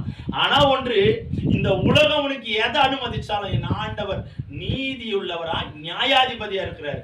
அவர் அநீதினா அநீதி, பாவம்னா பாவம், துர்குணம்னா துர்குணம், தண்டனைனா தண்டனை. அவருக்குள்ள எந்த ஒரு மறைப்பொருளுமே கிடையாது. சொல்றார், எனக்கு முன்பாக எல்லா விதமும் வெளியரங்கமா இருக்கான், வெளியரங்கமாயும் நிர்வாணமாயும் இருக்கான். அப்ப அவருக்குள்ள மறைப்பொருள் ஒன்றுமே அல்ல. அப்ப நாம ஆண்டவருக்குள்ள வாழுறோம் அப்படின்னா, கர்த்தருக்குள்ள நாம் இருக்கிறோம்னா, நம்முடைய பாவத்தை விட்டு திரும்புகிற குணம் வேணும். எடுத்து வாசிக்கலாம். நீதிமொழிகள் 28ஆம் அதிகாரம் 13வது வசனம். நீதிமொழிகள் 28ஆம் அதிகாரம் 13வது வசனம். தன் பாவங்களை மறைக்கிறவன் வாழ்வடைய மாட்டான், தன் பாவங்களை மறைக்கிறவன் வாழ்வடைய மாட்டான், அவைகளை அறிக்கை செய்து விட்டு விடுகிறவனோ இரக்கம் பெறுவான். தன் பாவங்களை மறைக்கிறவன், அந்த பாவத்தை மறைச்சு மறைச்சு மறைச்சு, இவங்களுக்கு முன்னால நான் மறைச்சிட்டேன், இவங்களுக்கு தெரியாம செஞ்சுட்டேன், 4 சுவத்துக்குள்ள செஞ்சுட்டேன், 4 சுவத்துக்குள்ள நான் இருந்துட்டேன், என்னை யாருமே கண்டுபிடிக்க முடியாது. நிறைய பேர் நினைக்கிறான், பூனை கண்ணு மூடிட்டா பூலோகம் இருந்து போயிடும். இவங்க என்ன பார்க்கலன்னா நான் பாவம் செஞ்சது யாருக்கும் தெரியாது, நான் கதவை மூடிட்டேன்னா யாருக்கும் தெரியாது, நான் கதவை அடிச்சுக்கிட்டேன்னா யாருக்கும் தெரியாது. அப்போ இன்னைக்கு மனுஷன் எதை நம்பி பாவத்தை செய்யணும், உலகத்தை நம்பி செய்யறான். இவங்க பார்க்கல, நான் பாவத்தை ஈஸியா செஞ்சிடலாம், ஏன்னா இவங்க பார்க்கல, யாருமே கண்டுபிடிக்க முடியாது. ஆனா இந்த வேதம் சொல்லுது பாருங்க, தன் பாவத்தை மறைக்கிறவன் வாழவே முடியாது அந்த உலகத்துல. நினைச்சா பாருங்க, எவ்வளவு சுலபமான ஒரு வார்த்தை. அவன் பாவத்தை மறைக்கிறவன் வாழ்வடைய மாட்டான், அதை அறிக்கை செய்கிறவன் அல்ல, அதை விட்டு விடுகிறவனே. அறிக்கை செய்து அதை விட்டு விடுகிறவன், தொடருகிறவன் அல்ல. இன்னைக்கு விட்டுட்டேன், நாளைக்கு செஞ்சுக்கலாம், நாளைக்கு விட்டுட்டேன், மறுநாள் செஞ்சுக்கலாம், 1 வருஷம் கழிச்சு, 2 வருஷம் கழிச்சு மறுபடியும் உன் பாவம் உன்னை தொடரும் என்றால், உன் வாழ்க்கை அக்கிரமத்துல முடியும், நரகத்துல முடியும், பாவத்துல முடியும். அப்போ நம்முடைய வாழ்க்கையில பாவத்தை அறிக்கிடுகிறவர்கள் மாத்திரம் அல்ல, அதை விட்டு விடுகிற தேவ பிள்ளைகளை நம்ம மாறணும். ஐயா, இந்த உலகம் ஜாக்கிரதையா நம்ம கடந்து போகணும். ஏன்னா எல்லா பக்கமும் நெறிஞ்சு முள் இருக்கு, எல்லா பக்கமும் கண்ணி இருக்கு, எல்லா பக்கமும் வேதனை இருக்கு, எல்லா பக்கமும் துர்குணம் இருக்கு, எல்லா பக்கமும் தீங்கு இருக்கு, எல்லா பக்கமும் கண்ணி இருக்கு, எல்லா பக்கமும் வருத்தமும் வேதனை இருக்கு. ஆனா இது எல்லாம் அறிஞ்சு மனிதன் துணிகரமான பாவத்தை செய்து ஆண்டவருடைய சமூகத்துக்கு முன்பாக போக மறந்து போயிட்டான். நிறைய பேர் தான் நினைக்கிறாங்க, நான் நாளைக்கு திரும்பவும் பாவம் செய்ய போறேன், அவருக்கு முன்னால நான் எப்படி போறது, திரும்பவும் நான் அக்கிரமம் செய்ய போறேன், அவருக்கு முன்னால எப்படி போறது, நான் அக்கிரமம் செஞ்சுட்டு இருக்கிறேன் அவருக்கு முன்னால. ஐயா, உன் அக்கிரமம் மன்னிக்கப்பட வேண்டும் என்றால் அவர் சமூகத்துல நீ போகணும், அவர் சமூகத்தில் அறிக்கிட்டு மறுபடியும் அந்த பாவத்தை பின்தொடராதபடி நீ உனக்குள்ளே ஆண்டவருடைய வேத வசனத்தை வேலியாய் வைத்துக் கொள்ளணும். புரியுதுங்களா? அந்த வார்த்தை அழகா அந்த சொல்லப்படுகிறது, தன் பாவங்களை மறைக்கிறவன் வாழ்வடைய மாட்டான், அதை அறிக்கை செய்து விட்டு விடுகிறவன் இரக்கம். அப்பதான் ஆண்டவரிடத்தில் ஒரு இரக்கம் வரும், ஒரு கிருபை வரும், ஒரு தயவு வரும், ஒரு மன்னிப்பு வரும், ஒரு மேன்மை வரும். ஒரு ஆவிக்குரிய வாழ்க்கையில நம்ம பலப்பட வேண்டும் என்றால் ஆண்டவருக்குள்ள நம்ம பாவ உணர்வு அடைகிறவர்களாய் மாறணும், மன்னிப்பு பெறுகிறவர்களாய் மாறணும். இன்னைக்கு ஆண்டவர் இருக்கிறார், என்னை பார்க்கிறார் என்ற அந்த எண்ணங்கள், அந்த சிந்தை, அந்த பயம், அந்த சுவாபம் நிறைய பேருக்குள்ள இல்லை. அல்லேலூயா! எத்தனை பேருக்குள்ள இந்த சுவாபங்கள் இருக்கு, எத்தனை பேருக்குள்ள இந்த வேதனை இருக்கு, எத்தனை பேருக்குள்ள இந்த பயம் இருக்கு. அப்ப பாருங்க, ஒவ்வொரு நாளும் இன்னைக்கு மனுஷன் பயமின்றி வாழ்ந்துட்டு இருக்கிறான், பயமின்றி செஞ்சுட்டு இருக்கிறான், பயமின்றி நடந்துட்டு போயிருக்கான். இன்னைக்கு பாவத்தை தேடி தேடி போய் உட்கார்றான், பாவத்தை தேடி தேடி போய் எடுக்கிறான். அப்போ அந்த பாவ உணர்வு அடைகிற சுவாபம் யாருக்குமே இல்லை. அந்த வேதத்துல கடைசி வார்த்தை தான் நான் ரொம்ப ரொம்ப யோசிக்கிறேன்.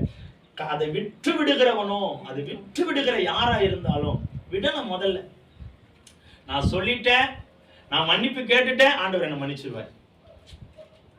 நான் இருந்துட்டேன், ஆண்டவர்கிட்ட மன்னிப்பு கேட்டேன், நான் மன்னிச்சிருவார். ஆண்டவருக்கு என் குணம் தெரியும். எப்போ நீ பாவம் செஞ்சுட்டே இருப்ப, அக்கிரமம் செஞ்சுட்டே இருப்ப, ஆண்டவர் விட்டு ஓடிட்டே இருப்ப, ஆண்டவர் விட்டு விலகிட்டே இருப்ப, ஆண்டவர் விட்டு மறுதளிச்சுட்டு போயிட்டே இருப்ப, எல்லா சூழ்நிலையில அவர் மன்னிச்சுட்டே இருப்பார் என்ற தப்பு கணக்கு இன்னைக்கு மனுஷன் போடுறான்.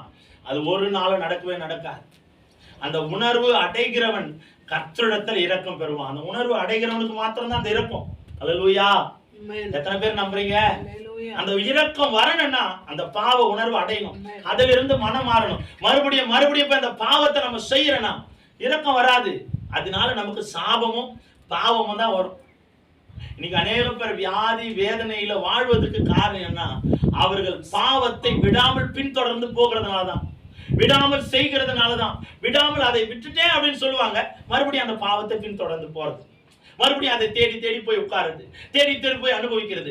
இன்றைக்கு சுகமா இருக்கும், உள்ள இறங்கும் போது இன்பமா இருக்கும், உள்ள இறங்கும் போது இன்பமா இருக்கும். ஆனால் அதோடைய கிரியை எப்படி இருக்குன்னா ரொம்ப வேதனையா இருக்கும்.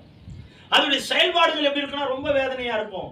நான் ஒன்று மாத்திரம் சொல்றேன், தேவ சமூகத்துல உன் பாவத்தை அறிக்கையிட்டு நீ மனம் மாறாவிட்டால், விட்டு விலகி வராவிட்டால், யோசேப்பு தான் நம்முடைய வாழ்க்கையில மிகப்பெரிய ஒரு உதாரணம்.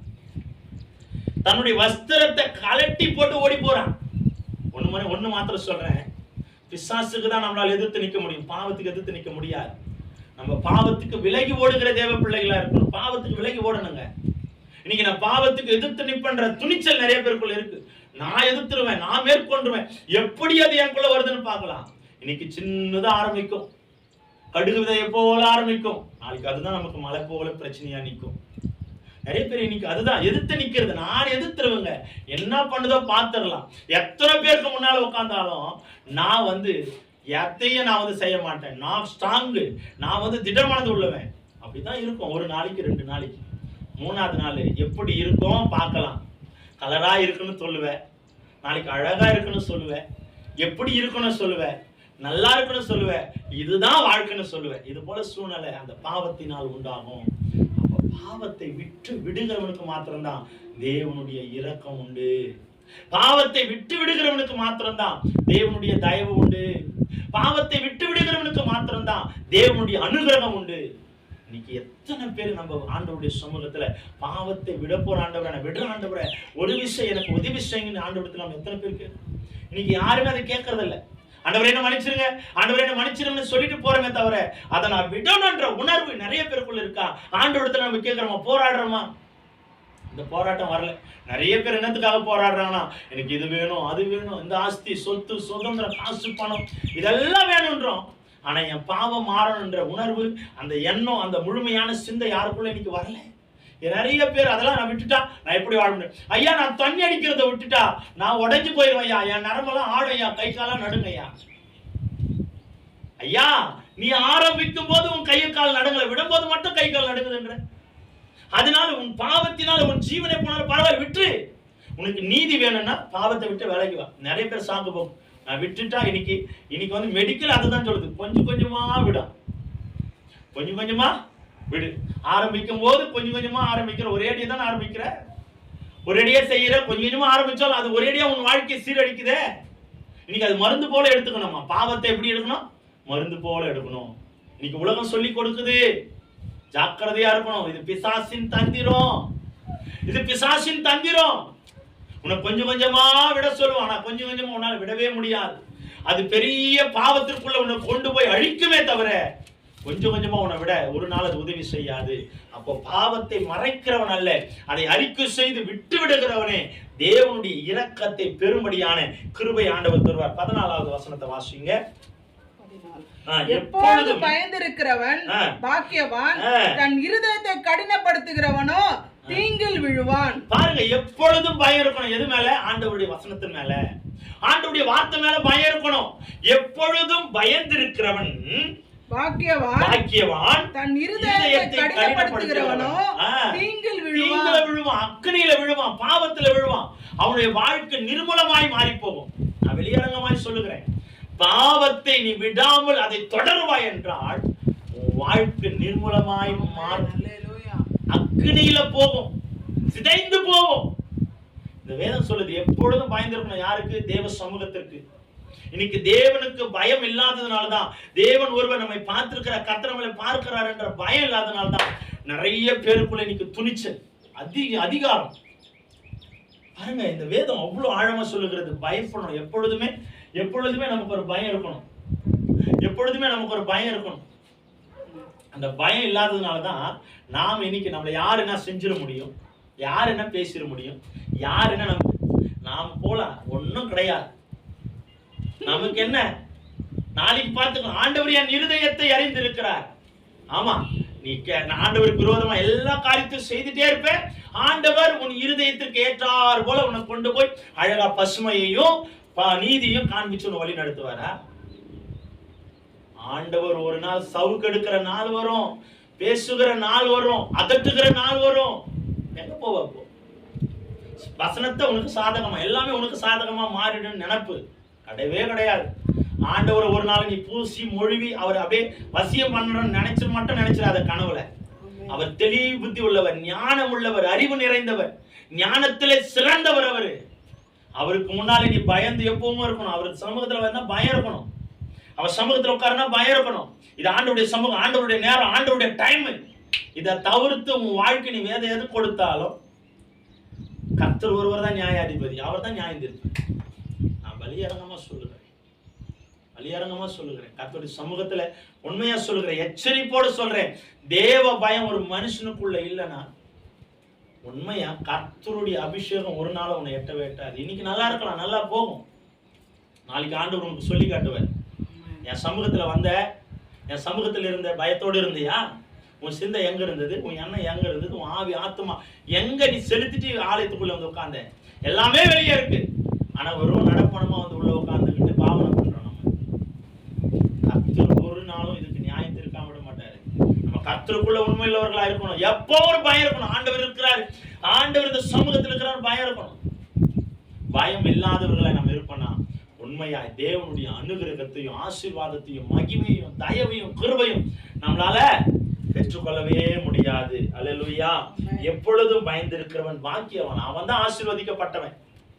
தேவ பயம் இருக்கணும். உண்மையா சொல்றேன், ஆராதனைக்கெல்லாம் போகணும் அப்படின்னா உண்மையா நான் இன்னைக்கு கர்த்தருடைய சமூகத்துல இருந்து சொல்றேன், ஆராதனை வேலை, இன்னைக்கு ஆலயம் இருக்கு, இன்னைக்கு சபை இருக்கு, இன்னைக்கு வந்து ஆண்டவருடைய ஊழியம் இருக்கு, இந்த டைம்ல அந்த ஊழியத்தை செய்யணும் அப்படின்னா உண்மையா அந்த கொஞ்சம் அந்த டைம் ஆனாவே எனக்கு அழையா துக்கமா வரும். ஐயோ இந்த டைம் போயிடுச்சு, இந்த டைம்ல நாங்க போய் நிக்கணுமே, நான் ஆண்டவருக்கு பதில் சொல்லணுமே, ஆண்டவர் பார்ப்பாரு, ஆண்டவர் இருக்கிறாரு, எனக்காக காத்திருப்பாரு.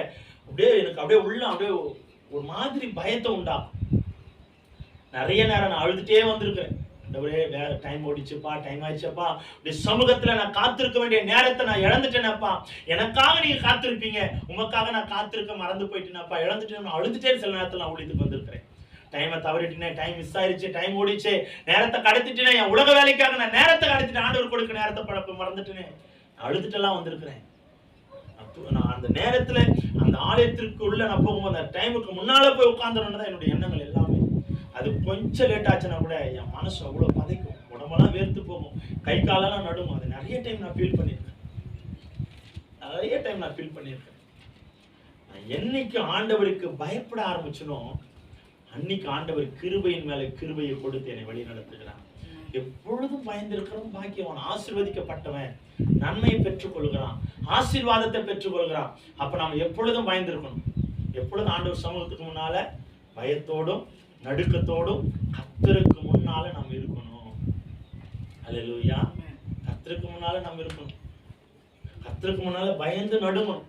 அவர் ராஜாதி ராஜா, அவர் வல்லமை உள்ளவர், அவர் கிருபை நிறைந்தவர், அண்ட சராசரங்களை உலகத்தை படைத்து ஆளுகை செய்து கொண்டிருக்கிறவர், அவர் பரலோகத்தின் அதிபதி, ஒவ்வொரு கிரியும் அவர் உண்டாக்கி வைத்திருக்கிறார்.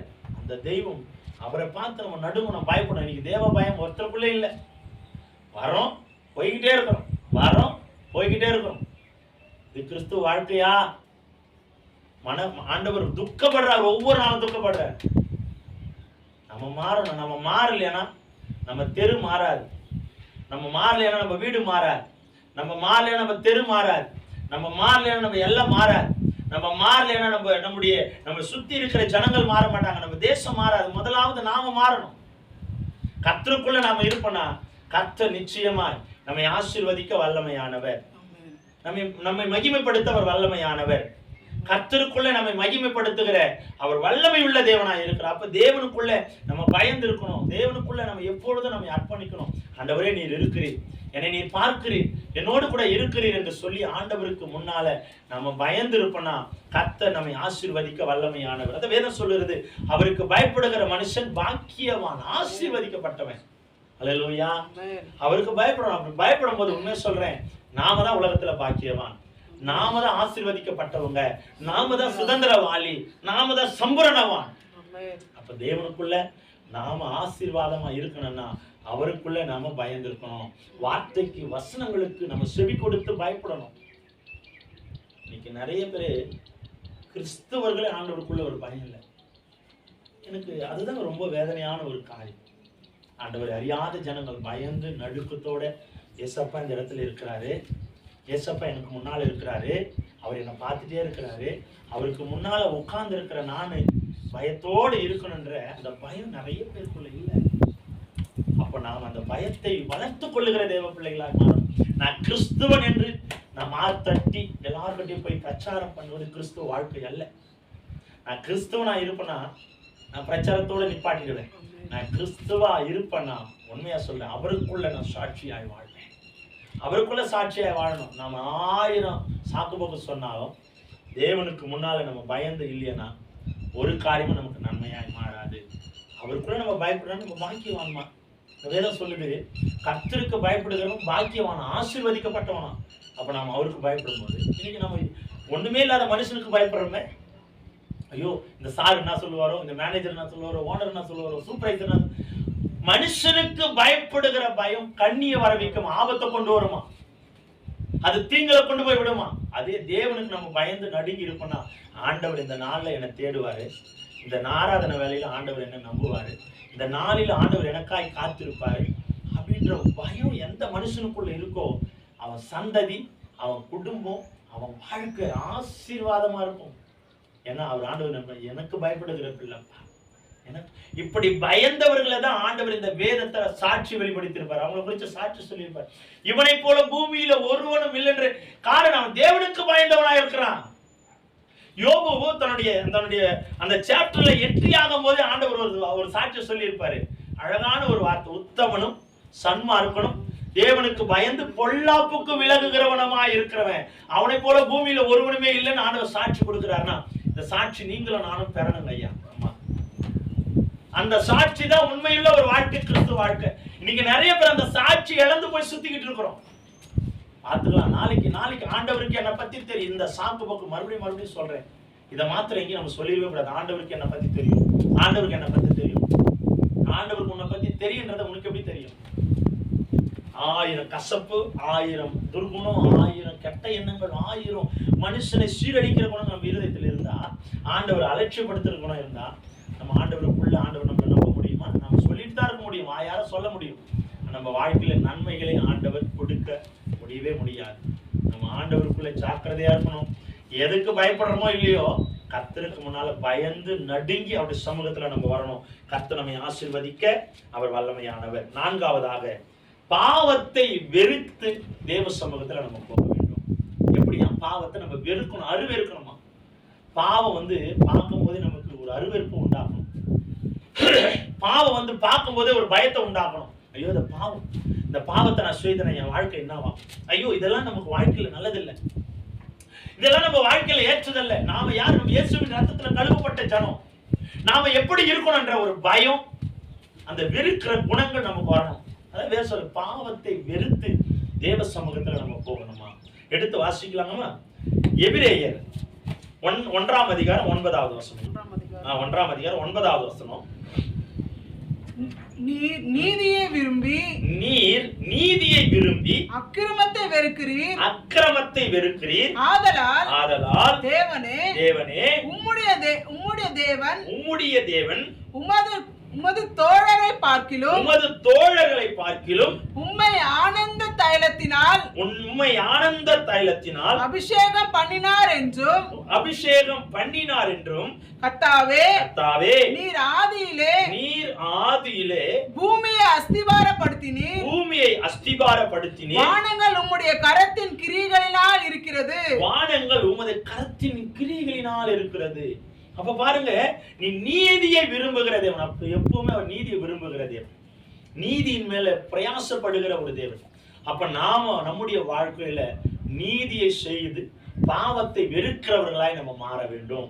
நீதியை விரும்புகிறவர்களை தான் சொல்லுது, நீ நீதியை விரும்பி அக்கிரமத்தை வெறுக்கிறீர். அக்கிரமத்தை வெறுக்கிறவர், அக்கிரமத்துக்கு எனக்கு துணை போக மாட்டாரு ஆண்டவர். நான் பாவத்தை செய்துட்டேன், பாவத்தை செய்துட்டு இருக்கிற அவர் என்ன மன்னிச்சிருவார். அவருக்கு என்ன பத்தி தெரியும். இதே காரணத்தை சொல்லி நம்ம பாவத்தை செய்துக்கிட்டே இருப்போம்னா, வெறுக்காம அது மேல ஆசைப்படுறேன்னா, உண்மையா சொல்லுகிறேன், ஒரு நாளும் ஆண்டவருடைய தீர்ப்பிலிருந்து, நியாய தீர்ப்பிலிருந்து தப்பிக்கவே முடியாது.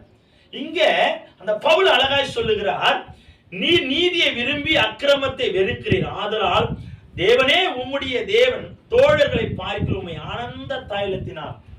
அப்போ அவருக்குள் இருந்தவர்களை காட்டில் ஆண்டவர் ஆனந்த தைலத்தினால், அபிஷேகத்தினால் நிரப்புகிற ஒரு வல்லமையுள்ள ஆவியானவர். நம்மை அபிஷேகத்தினால் நிரப்பணும்னா, நாம அக்கிரமத்தை வெறுத்து, பாவத்தை வெறுத்து, நீதியை விரும்புகிறவர். அவரை போல நம்ம வாழணும். அவர் எப்படி நீதியை விரும்பினாரோ, அக்கிரமத்தை வெறுத்தாரோ, பாவத்தை வெறுத்தாரோ, அது போல நாம் பாவத்தை வெறுத்து, அக்கிரமத்தை வெறுத்து, நீதியை நேசித்து விரும்புகிறவன். எனக்கு விரோதமா யார் எதை பேசினாலும் நான் நன்மையை மாத்திரம் செய்வேன். எனக்கு விரோதமா யார் அக்கிரமத்தையும் துர்செயல்களையும் அநியாயத்தையும் கொண்டு வந்தாலும் நான் நீதியை மாத்திரம் செய்வேன். இந்த சுபாவம் ஒவ்வொரு கிறிஸ்துவர்களுக்குள்ள வரணும். அந்த கிறிஸ்துவர்களுக்குள்ள வந்தாதான் அவர்கள் கிறிஸ்துவாய் மாற முடியும். அவங்க எனக்கு அநீதி செய்துட்டாங்க, நானும் அநீதி செய்வேன். அவங்க என் ஒரு கண்ணை குத்திட்டாங்க, நானும் ஒரு கண்ணை குத்துவேன். அவங்க என் பல்ல உடைச்சிட்டாங்க, அவன் பல்ல நான் ரெண்டாச்சு உடைக்கணுங்க. இதுதான் இன்னைக்கு கிறிஸ்து அநேக ஜனங்களுடைய எண்ணங்கள், சுவாபம். அவன் அநீதி செய்தான்னா அவனுக்கு நான் அதுக்கு மேல நான் செய்து முடிக்கணும். இது அல்ல ஆண்டவருடைய சுவாபம், இது அல்ல ஆண்டவருடைய எண்ணம், இது அல்ல ஆண்டவருடைய ரத்தம். ஆண்டவருடைய ரத்தம் சொல்லுது, நீ நீதியை விரும்புகிறவர், அக்கிரமத்தை வெறுக்கிறவர். அப்ப நாம நீதியை விரும்பி செயல்பட, நம்ம விரோதமா பேசினாலும் கர்த்தருக்கு ஸ்தோத்திரம். இந்த தாரக மந்திரத்தை கற்றுக்கொள்ளுகிற வாழ்க்கை உங்களுக்கு வேணும். நமக்கு எவ்வளவுதான் நம்ம பேசினாலும், நம்மளை காயப்படுத்தினாலும், வேதனைப்படுத்தினாலும், நம்ம சொன்ன ஒரே ஒரு உண்மையா சொல்லட்டுங்களா, நீங்க அவர்களை அடிக்காம, காயப்படுத்தாம, அவர்களுக்கு ஒரு தண்டனை வேணும்னா, அவர்கள் மனம் மாறணும்னா, திருந்தணும்னா, ஒரே ஒரு நிறைய பேர் சொல்லுவாங்க, அடிச்சாதாங்க அவன் திருந்துவான், அவனை உதைச்சாதான் அவன் திருந்துவான். அவனை அடிக்கல. சில பேர் சொல்லுவாங்க, சில பேர் சொல்லி திருந்துவாங்க, சில பேர் கேட்டு திருந்துவாங்க, சில பேர் பட்டு திருந்துவாங்க. இவன் பட்டாதான் திருந்துவான், இவன் அடிச்சாதான் திருந்துவான். கரெக்ட். சில நேரத்தில் அடிக்க வேண்டிய நேரங்கள் அடிச்சுதான் ஆகணும், வழி அல்ல. ஆனால் அநியாயத்துல நாம யாரையும் அடிச்சிடக்கூடாதுங்க. அநியாயத்துக்கு யாரையும் நாம பழி வாங்கிடவே கூடாது. நமக்கு விரோதமா பேசுறாங்களா, கர்த்தருக்கு ஸ்தோத்திரம். அவங்க அடிச்சுட்டாங்கன்னு சொல்லி மறுபடியும் நீ இரட்டத்தனையான காரியத்தை அவங்களுக்கு விரோதமா செய்யக்கூடாது. அது நீதி அல்ல. செய்யட்டும். அநியாயத்தினால் சம்பளம் அநியாயமா தான் வரும். அது பாவமா தான் இருக்கும், அக்கிரமா தான் இருக்கும், அழிவுக்குரியதா தான் இருக்கும். உனக்கு விரோதமாய் பேசுறாங்களா, அநியாயத்தை பேசுறாங்களா, கர்த்தருக்கு ஸ்தோத்திரம், நீ நீதியை செய்து பாருங்களேன். அந்த அநியாயத்திற்கு பதிலாக உங்களுக்கு நீதியை ஆண்டவர் சம்பளமாய் கொடுப்பார். அல்லேலூயா. அப்ப நாம நீதியை விரும்பி அக்கிரமத்தை வெறுக்கிற தேவ பிள்ளைகளாய் மாறணும். அக்கிரமம் செய்யறான், பாவம் செய்யறான், நாமளும் செய்தானே. இன்னைக்கு நிறைய பேர் பார்த்து பார்த்து கத்துக்கிட்டாங்க. அவன் செய்யறான், நான் செய்தானே. அவன் மட்டும் யோக்கியமா, நான் மட்டும் இப்படி இருக்கிறேன், நான் மட்டும் நான் மட்டும் இப்படி இருக்கிறேன்னு சொல்றேன். அவன் யோக்கியமா? முதல்ல அவனை கேளியா. நீ முதல்ல உன்னை மாற்றிக்கோ. உன் கண்ணு இருக்கிற துரும்ப எடு, அப்ப பிறகு கண்ணில் இருக்கிற உக்கிரத்தை நம்ம பார்க்கலாம். இன்னைக்கு நிறைய பேர் அதான் பேசுறாங்க. அவன் மாத்திரம் செய்யறான், நான் செய்யக்கூடாதா? நீ மாத்திரம் பேசுற, நான் பேசக்கூடாதா? நீ மாத்திரம் அடிச்ச, நான் அடிக்க கூடாதா? இன்னைக்கு இப்படிதான் உலகம் போயிட்டு இருக்கு. இன்னைக்கு உலகம் போற விதங்களே இப்படிதான். அவன் செய்தான், நான் செய்வேன், அவன் செய்வான், நானும் செய்வேன், அவன் பேசுவான், நானும் பேசுவேன். இது அல்ல நீதி, இது அநீதி. அநீதிக்கு மேல அநீதி. ஆண்டவர் 33 வருஷம் இந்த உலகத்துல வாழ்ந்தாருமா. 3 வருஷம் ஆண்டவர் இந்த உலகத்துல ஊழியம் செய்தாரு. பாடு, நிந்த, வேதனை, அவமானம், துக்கம், காரி துப்புனாங்க. அவரை கன்னத்துல அரைஞ்சாங்க. யாருக்கெல்லாம் ஆண்டவர் தேடி தேடி போய் சத்தியத்தை சொன்னாரோ, யாரை பார்த்து தேடி தேடி போய் சுகத்தை உண்டாக்குனாரோ, யாரை பாவியை தேடி தேடி போய் ஆண்டவர் நன்மைகளை செய்து அவனை விடுதலை ஆக்கினாரோ, பாவ உணர்வு அடைய செய்தாரோ, மன்னிப்பு கொடுத்தாரோ, அதே ஜனங்கள் அவரை காயப்படுத்தினாங்க, பிசாசு பிடிச்சவன்னு சொன்னாங்க. அவர் அநியாயத்தினால அவரை பயங்கரமா வேதனைப்படுத்தினாங்க, கன்னத்துல அறிஞ்சாங்க, காட்டி கொடுத்தாங்க, தலையில முட்கிரீடத்தை போட்டு அழுத்தினாங்க. அவ்வளோ காரியம். உண்மையா சொல்றோமா, நாம வாழ்க்கையில நடக்கிறதும் அவர் வாழ்க்கையில நடந்துக்கும் கொஞ்சம் கூட ஈடு இனப்படுத்தவே முடியாதுங்க. எல்லாவற்றையும் அனுபவித்து நமக்காய் உயிரோடு கூட வாழ்ந்து கொண்டிருக்கிற பரலோக அதிபதி தான் ஆண்டவராகிய இயேசு கிறிஸ்து. அவருக்கு நடந்தது கொஞ்சம் கூட நமக்கு நடக்கலைங்க. ஆனா நாம என்ன பண்றோம்? எனக்கு இவ்வளோ அக்கிரமம் நடந்துச்சு, எனக்கு இவ்வளோ கொடுமை நடந்துச்சு, இவ்வளோ வேதனை நடக்குது, நான் இந்த உலகத்துல என்னதான் செய்வேன்? உடனே ஏதாவது ஒரு பந்தரத்தை தேடி ஓடுறது, ஏதோ ஒரு மாந்திரிகத்தை தேடி ஓடுறது, ஏதோ ஒரு மந்திரவாதியை தேடி ஓடுறது. ஐயா இவன் இப்படி செஞ்சுட்டான், இவனுக்கு விரோதமா செய்வேன். இதெல்லாம் எதுக்குன்னா நமக்கு நாமே சூனியம் வச்சுக்கிறோம். நமக்கு நாமே சூனியம் வச்சுக்கிறோம். நம்முடைய பாவத்தை நாமளே தான் கூட்டி வச்சுக்கிறோம். அது அல்லங்க நீதி. அவன் எதை வேண்டுமானாலும் செய்யட்டும். ஆண்டவர் எவ்வளோ துன்பத்தை அவர் கொடுத்தாங்க, ஆனா ஒரு வார்த்தை அவர் யாருக்கு விரோதமாகவும் பேசலையே. தாழ்மையா இருந்தாரு, தாழ்மை கோலம் தரித்திருந்தாரு. அவரை போல நாம என்னைக்கு மாற போறோம்? நம்முடைய வாழ்க்கை அவர் தான் நமக்கு கற்றுக் கொடுத்திருக்காரு. அதுதான் அவருடைய வாழ்க்கை தான் இன்னைக்கு நம்ம வாழணும். அவர் நமக்கு ஒரு ரோல் மாடல், அவர் நமக்கு ஒரு மாதிரி வச்சிருக்கிறார். நான் எப்படி இந்த உலகத்துல வாழ்ந்தனோ, அவர் ரத்தத்தை எடுத்து அந்த 12 சீடர்களுக்கும் அந்த பஸ்கா பண்டிகை அன்னைக்கு அவர் திருவிருந்து கொடுக்க போறார். கொடுக்கும்போது சொல்வாரு, என்னை நினைவு கூறும்படி இதை செய்யுங்கள், உங்களுக்காய் சிந்தப்படுகிற என்னுடைய ரத்தம். அப்ப அந்த வார்த்தையை ஆண்டவர் சொல்வதற்கு காரணம் என்னன்னா, இது எல்லாமே என்னை நினைவு கூறும்படி நான் உங்களுக்கு செய்தது போல நீங்களும் அந்த உலகத்துல செய்யுங்க. நான் நன்மையை செய்தேன், தாழ்மையா இருந்தேன், அன்புள்ளவரா இருந்தேன், பொறுமையுள்ளவரா இருந்தேன், நீதியை நடப்பித்தேன், அக்கிரமத்தை வெறுத்தேன், பாவத்தை வெறுத்தேன், எல்லா நன்மைகளையும் அநேகருக்கு நான் செய்தேன். அதே போல நீங்களும் இதை செய்ய என்னை பின்பற்றுங்கள் என்று ஆண்டவர் நமக்கு ஒரு மாதிரி காண்பித்தார். மாடலை வச்சுட்டு போயிருக்கிறேன். நீங்க நிறைய பேர் சொல்லுவோம், நான் இன்னைக்கு வாழறது, இன்னைக்கு நடக்கிறது எல்லாமே அவரை பார்த்து தான், அவருடைய பாதத்தின் அடிசூட பார்த்து நான் நடக்கிறேன். அவர் தான் எனக்கு ஒரு ரோல் மாடல். அவரை பார்த்து தான் இன்னைக்கு நான் வாழ்ந்துட்டு இருக்கிறேன். அவர் எப்படி வாழறாரு அதே போலதான் நான் இன்னைக்கு மனுஷனை பார்த்து நிறைய பேர் வாழறாங்க. அது அல்ல, கர்த்தரை பார்த்து வாழணும். எல்லா மனிதர்களை காட்டிலும் சிறந்த ஒரே ஒரு தேவ மனிதன் ஆண்டவராகிய இயேசு கிறிஸ்து. மனிதனா இந்த உலகத்துல வாழ்ந்த போதும் நீதி உள்ளவராய் இருந்தார். பரலோகத்துல இன்றைக்கு இருக்கும் போதும் நீதி உள்ளவராய் இருக்கிறார். அவர் ஒரு நாள் நியாயாதிபதியாய் வரப்போகிறார். நியாயாதிபதியா இந்த உலகத்துல வரப்போகிறார். நியாயாதிபதிக்கு முன்பாக நம்ம நீதி உள்ளவர்களாய் நிற்க நம்மை நாம் ஆயத்தப்படுத்தி கொள்ள வேண்டும். அல்லேலூயா. அப்ப நம்ம நீதி உள்ளவர்களா இருப்பனா கர்த்தருடைய சமூகத்துல நம்மை நாம் அர்ப்பணித்து பாவத்தை வெறுக்கிற தேவ பிள்ளைகளாய் நம்ம மாறணும். நீதி உள்ளவர்களாய் நம்ம நடந்து கொள்ளணும். நீதி உள்ளவர்களாய் நம்ம பேசணும். நீதி உள்ளவர்களாய் நம்ம செய்யணும். எங்க இருந்தாலும் ஒரு நீதியை நம்ம செய்யணும். அநியாயத்தை செஞ்சிடவே கூடாது. இன்னைக்கு அநியாயத்தை செஞ்சோம்னா அந்த அநியாயம் ஒரு நாள் நம்மை அநியாயத்தை நடப்பிக்கும், பாவத்தை கொண்டு வரும், அக்கிரமத்தை கொண்டு வரும். நம்ம எல்லா இடத்துலையும் நீதியை நிறைய பேர் சொல்லலாம். அப்ப அவங்க செஞ்சுட்டே இருப்பாங்க, நான் பொறுத்துட்டே இருக்கணுமா பாஸ்டர்? வேற வழி இல்லை. தேவ வாழ்க்கை இதுதான் சொல்லி கொடுக்க. நான் சொல்லிட்டுங்களா, உங்க வாழ்க்கை உயரம்னா இதுதான் வழி. நீங்க உயர்ந்து ஆசீர்வாதத்தை மேல ஆசீர்வாதம், நன்மையின் மேல நன்மை நீங்க பார்க்கணும்னா உங்களுக்கு வேண்டியது பொறுமை, நீதி, ஆண்டவருக்கு முன்னால இருக்கிற அந்த பயம். இதுதான் உங்க வாழ்க்கை உயர்த்தும். பணம், காசு, ஆஸ்தி, அந்தஸ்து, சொத்து, சுதந்திரம் ஒரு காத்து வந்துச்சுன்னா அப்படி அடிச்சுட்டு போயிட்டே இருக்கும், காணாமல் போயிடும். புரியுதுங்களா? காணாமல் போயிடும். கோயத்துல அத்தனை மாடி கட்டிடும், ஒரே ஒரு ஃபயர் ஆக்சிடென்ட் தான். எத்தனையோ 50க்கும் மேற்பட்டவங்க இறந்து போயிட்டாங்க. தமிழர்கள் 7 தமிழர்களுடைய பாடி சென்னைக்கு கொண்டு வரப்பட்டது நேத்து. பாருங்க, அவ்வளோ பெரிய பில்டிங் சாதாரணமா போச்சு. அதே கோயத்துல அவ்வளோ பெரிய மிகப்பெரிய ஒரு கட்டிடம், சாதாரண ஒரு நடுக்கம், நில நடுக்கம், அப்படியே கட்டிடம் விடிஞ்சு தரமட்டமாகி போச்சு. பல ஜனங்கள் மாண்டு போனாங்க. அப்ப நம்முடைய பிரயாசத்தினால பலத்தினால எதை செய்தாலும் ஒரு சின்ன காத்து வந்து அதை அடிச்சு காலி பண்ணிட்டு போயிருக்கு. ஆனா ஆண்டவருக்குள்ள நாம நீதியை கட்டுவோம் என்றால், நியாயத்தை நடப்பிப்போம் என்றால் அது ஒரு நாளும் அழியாது. எந்த புயல் காற்று வந்தாலும், எந்த கொந்தளிப்பு வந்தாலும் ஒரு நாளும் அது அசையாது. அல்லேலூயா. நாம கண்மலையின் மேல் கட்டப்பட்ட வீடா இருக்கணும். சாதாரண நிலத்துல மண்ணில் இல்ல, கண்மலையின் மேல் கட்டப்பட்ட வீடு. அதுதான் அசையாதுமா, அதுதான் அசையாது, அதுதான் உறுதியா இருக்கும். அப்ப நம்ம நீதியை நடப்பிச்சோம்னா நம்ம உறுதியா இருப்போம். நியாயத்தை நடப்பிச்சோம்னா நம்ம உறுதியா இருப்போம். பாவத்தையும் அக்கிரமத்தையும் வெறுப்பனா நம்ம திடனா இருப்போம். கர்த்தருக்குள்ள பாவத்தை வெறுத்து நீதி உள்ளவர்களாய் நம்ம இருப்போம். கர்த்தருக்குள்ளே நம்ம அர்ப்பணிக்கலாம். 5வதாக கடைசி,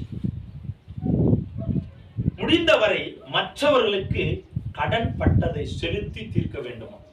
முடிந்தவரை நாம யாருக்கிட்டையாச்சும் கடன் வாங்கியிருக்கோம்ல, அந்த அந்த கடத்தை முடிந்த வரைக்கும் நம்ம கொடுத்து முடிச்சிடணுமா. இன்னைக்கு நிறைய பேர் கடத்தை வாங்கிட்டு ஏமாத்திட்டு ஊரை விட்டு ஓடிடுறாங்கல்ல. ஒரு அம்மா சொன்னாங்க, எந்த ஊருமா நீங்க அப்படின்னு கேட்டேன்.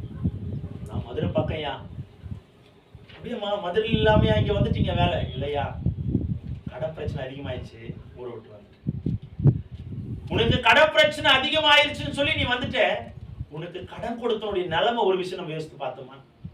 உன்னை நம்பி அவன் கடன் கொடுத்தான். இந்த அம்மா கொடுத்துருவாங்க, ஆபத்துக்கு உதவி நம்ம செய்யலாம், நம்ம நீதியை செய்வோம், ஆபத்துக்கு உதவி செய்வோம் சொல்லி நம்பி உனக்கு ஒரு மனுஷன் கடன் கொடுத்தான். ஆனா அந்த நம்பிக்கைக்கு நம்ம பாத்திரமா இருக்கிறோமா? இது சொல்லுது பாருங்க, முடிந்த வரை மற்றவர்களுடைய கடனை நம்ம அடைச்சு முடிக்கணுமா.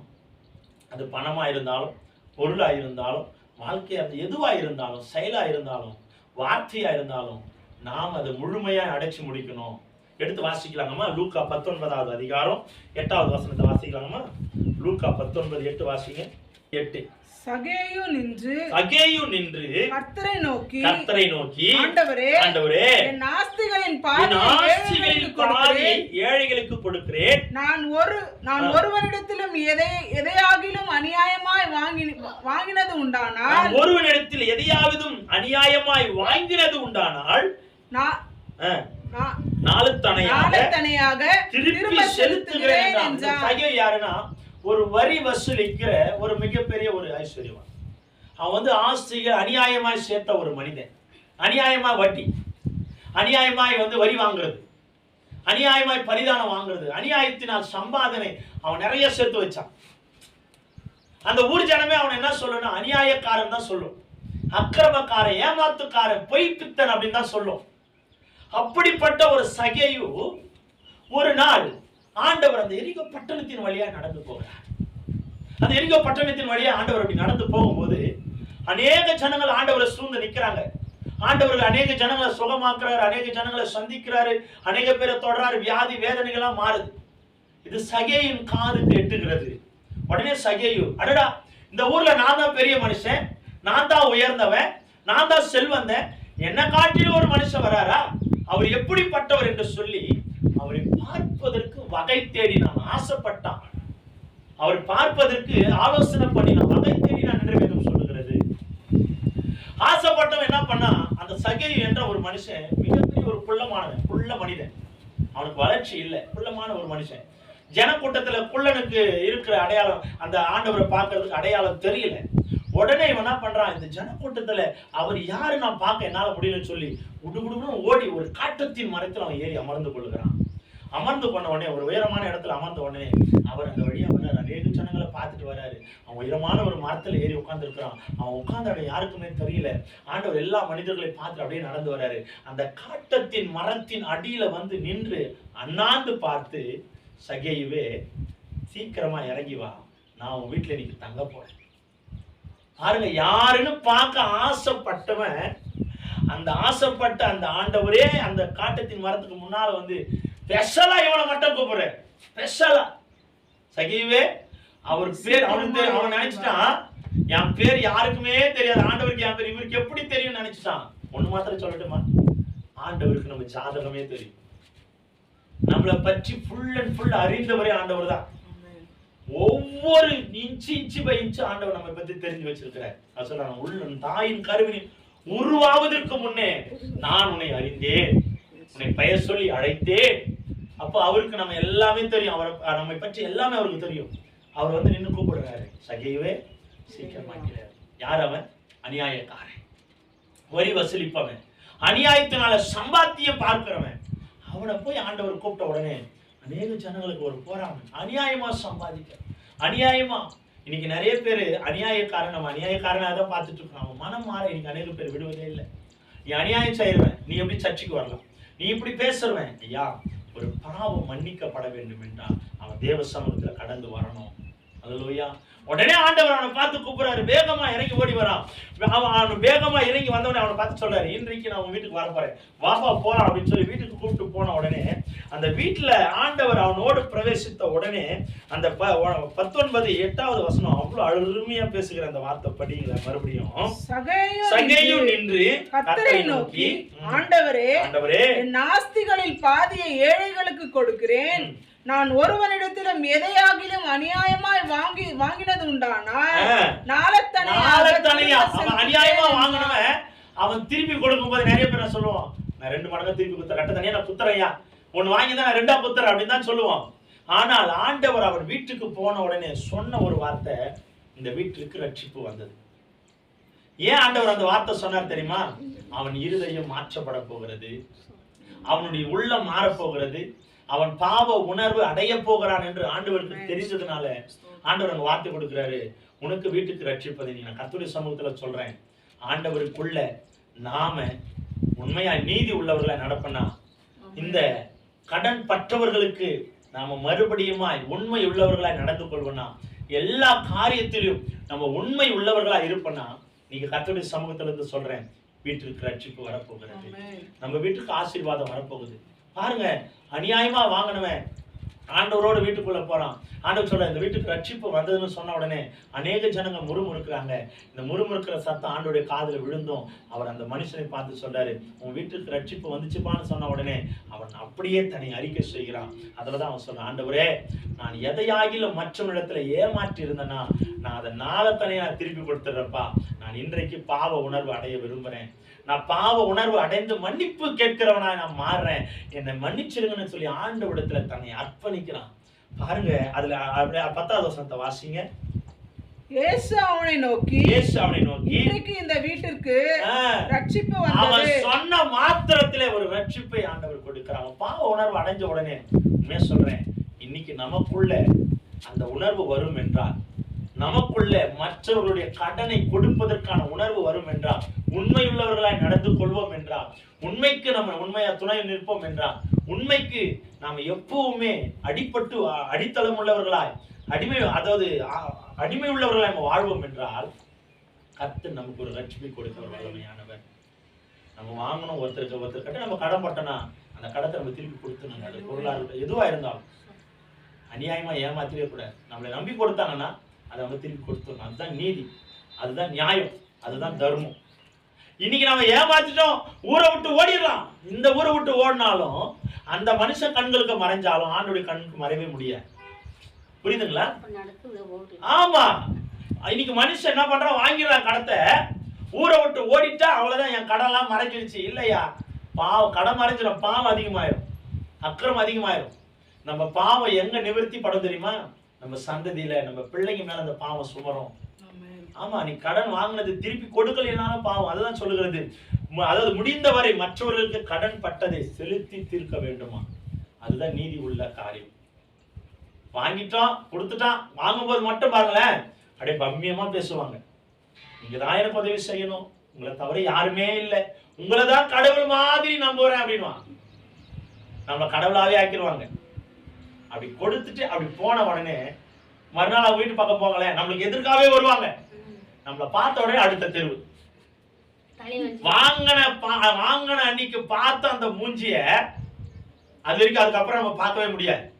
ஏன்னா இன்னைக்கு உலகம் அப்படிதான் வாழுது, ஏமாத்தி மத்தவனை வஞ்சித்து பாக்குற இடத்துலலாம் கடன் வாங்கிறது. கொடுக்க முடியாதுன்னு தெரியும், இவ்வளவு கடனை நான் வாங்கினேன், என்னால கொடுக்க முடியாதுன்னு தெரியும், இருந்தாலும் கடனை வாங்கி ஒரு துணிக்காரன் என்னன்னா எங்கன்னா போயிடுவோம் ஏமாத்திட்டு, ஏமாத்திட்டு எங்கேயாவது ஓடிடுவோம், கொடுத்துவேன் தலைமையில துண்டை போட்டுன்னு போட்டோம். இது எவ்வளவு பெரிய பாவம் தெரியுமா? நம்பிக்கை துரோகம் வந்து எவ்வளவு பெரிய பாவம் தெரியுமா? நீ கடன் பட, அதாவது உன்னுடைய வேதனை காலங்களில அவங்ககிட்ட நீ கடன் வாங்க போற, உன்னை பார்த்து உன் கஷ்டத்தை பார்த்து உன் கண்ணீரை பார்த்து அவன் கடன் கொடுக்குறான். அந்த நம்பிக்கைக்கு நீ பாத்திரவானா இல்லையனா சாபம் வீட்டு வாசல படுத்துக்கும், சாபம் சந்ததி மேல தொடரும். வேதம் சொல்லுது. அப்ப முடிந்த வரை நம்ம கடன் பட்டது தீர்க்கிற பிள்ளைகளாய் நம்ம மாறணும். அப்படி இந்த சகேயு தனக்குள்ளதை அவன் அறிக்கை செய்தான், நான் அநியாயத்தினால இருக்கிறப்பா, அதை மறுபடியும் நான் திருப்பி கொடுத்துட்றேன் அப்படின்னு சொன்ன உடனே ஆண்டவர் சொல்றாரு பாருங்க, இன்றைக்கு பாருங்க நம்ம என்னைக்கு அந்த உணர்வு உள்ளவர்களா மாறணுமோ அப்போ ஒரு ரட்சிப்பை ஆண்டவர் நமக்கு கொடுக்கிற. ரட்சிப்பு என்னவென்றால் பாவ மன்னிப்பு, பாவத்தில் இருந்து விடுதலை, அநியாயத்தில் இருந்து விடுதலையை கர்த்தர் நமக்கு கொடுத்து நம்மை ஆசீர்வதிக்க அவர் வல்லமையானவர். முடிந்த வரைக்கும் நாம மற்றவருடைய கடத்தை கொடுத்து முடிக்கிற தேவ பிள்ளைகளா நம்ம இருப்பனா, கர்த்தருக்குள்ள நாம இருப்பனா, கர்த்தர் நம்மை ஆசீர்வதித்து அவர் வழி நடத்த அவர் வல்லமையானவர். அல்லேலூயா. அதனால முடிந்த வரைக்கும் கர்த்தருடைய சமூகத்துல இந்த வேதம் சொல்லுகிறதை போல மெய்யான மனம் திரும்புதல் நமக்குள்ள வேணும். மெய்யான பாவத்திலிருந்து மனம் திரும்புகிற குணம் நமக்கு வேணும். என்னென்ன பாவத்தை பார்த்த என்னென்ன மனம் திரும்புதல், எதில் நம்ம மனம் திரும்ப வேண்டும்? முதல்ல உங்கள் பாவத்தை குறித்து தேவனிடத்தில் வருத்தப்படுகிற ஒரு சிந்தை நமக்குள்ள வேணும். இரண்டாவது, உங்கள் பாவத்தை குறித்து மெய்யான உணர்வை பெறுகிற உணர்வு நமக்கு வேணும். உங்கள் பாவத்தை விட்டு திரும்புகிற ஒரு சுவாபம் நமக்குள்ள வேணும். நான்காவது, பாவத்தை வெறுக்கிற குணம் நமக்கு வேணும். ஐந்தாவது, மற்றவர்களிடத்துல கடன் பட்டதை நம்ம தீர்த்து முடிக்கிற குணம் நமக்கு வேணும். இதெல்லாம் நம்ம விட்டு இதை செய்யும் பொழுதுதான், விலகும் போதுதான், இதிலிருந்து நம்ம விடுபடும் போதுதான் நம்ம வாழ்க்கையில ஒரு பாவங்கள் மன்னிக்கப்படுகிற ஒரு ஆசீர்வாதம் நமக்கு வரும். எதுவுமே நம்ம செய்யலைன்னா நம்ம பாவங்கள் மன்னிக்கப்படாது. மன்னிக்கப்படணும்னா இந்த காரியத்தை நம்ம கடைபிடிப்போம். கர்த்தர் நம்ம வாழ்க்கையும் நம்மையும் ஆசீர்வதித்து நம்மை மன்னித்து நம்மை பரிசுத்தப்படுத்த அவர் வல்லமையானவர். தொடர்ந்து ஜெபிங்க, ஜெபத்தில் இருங்க. கர்த்தர் உங்களை ஆசீர்வதிப்பார்.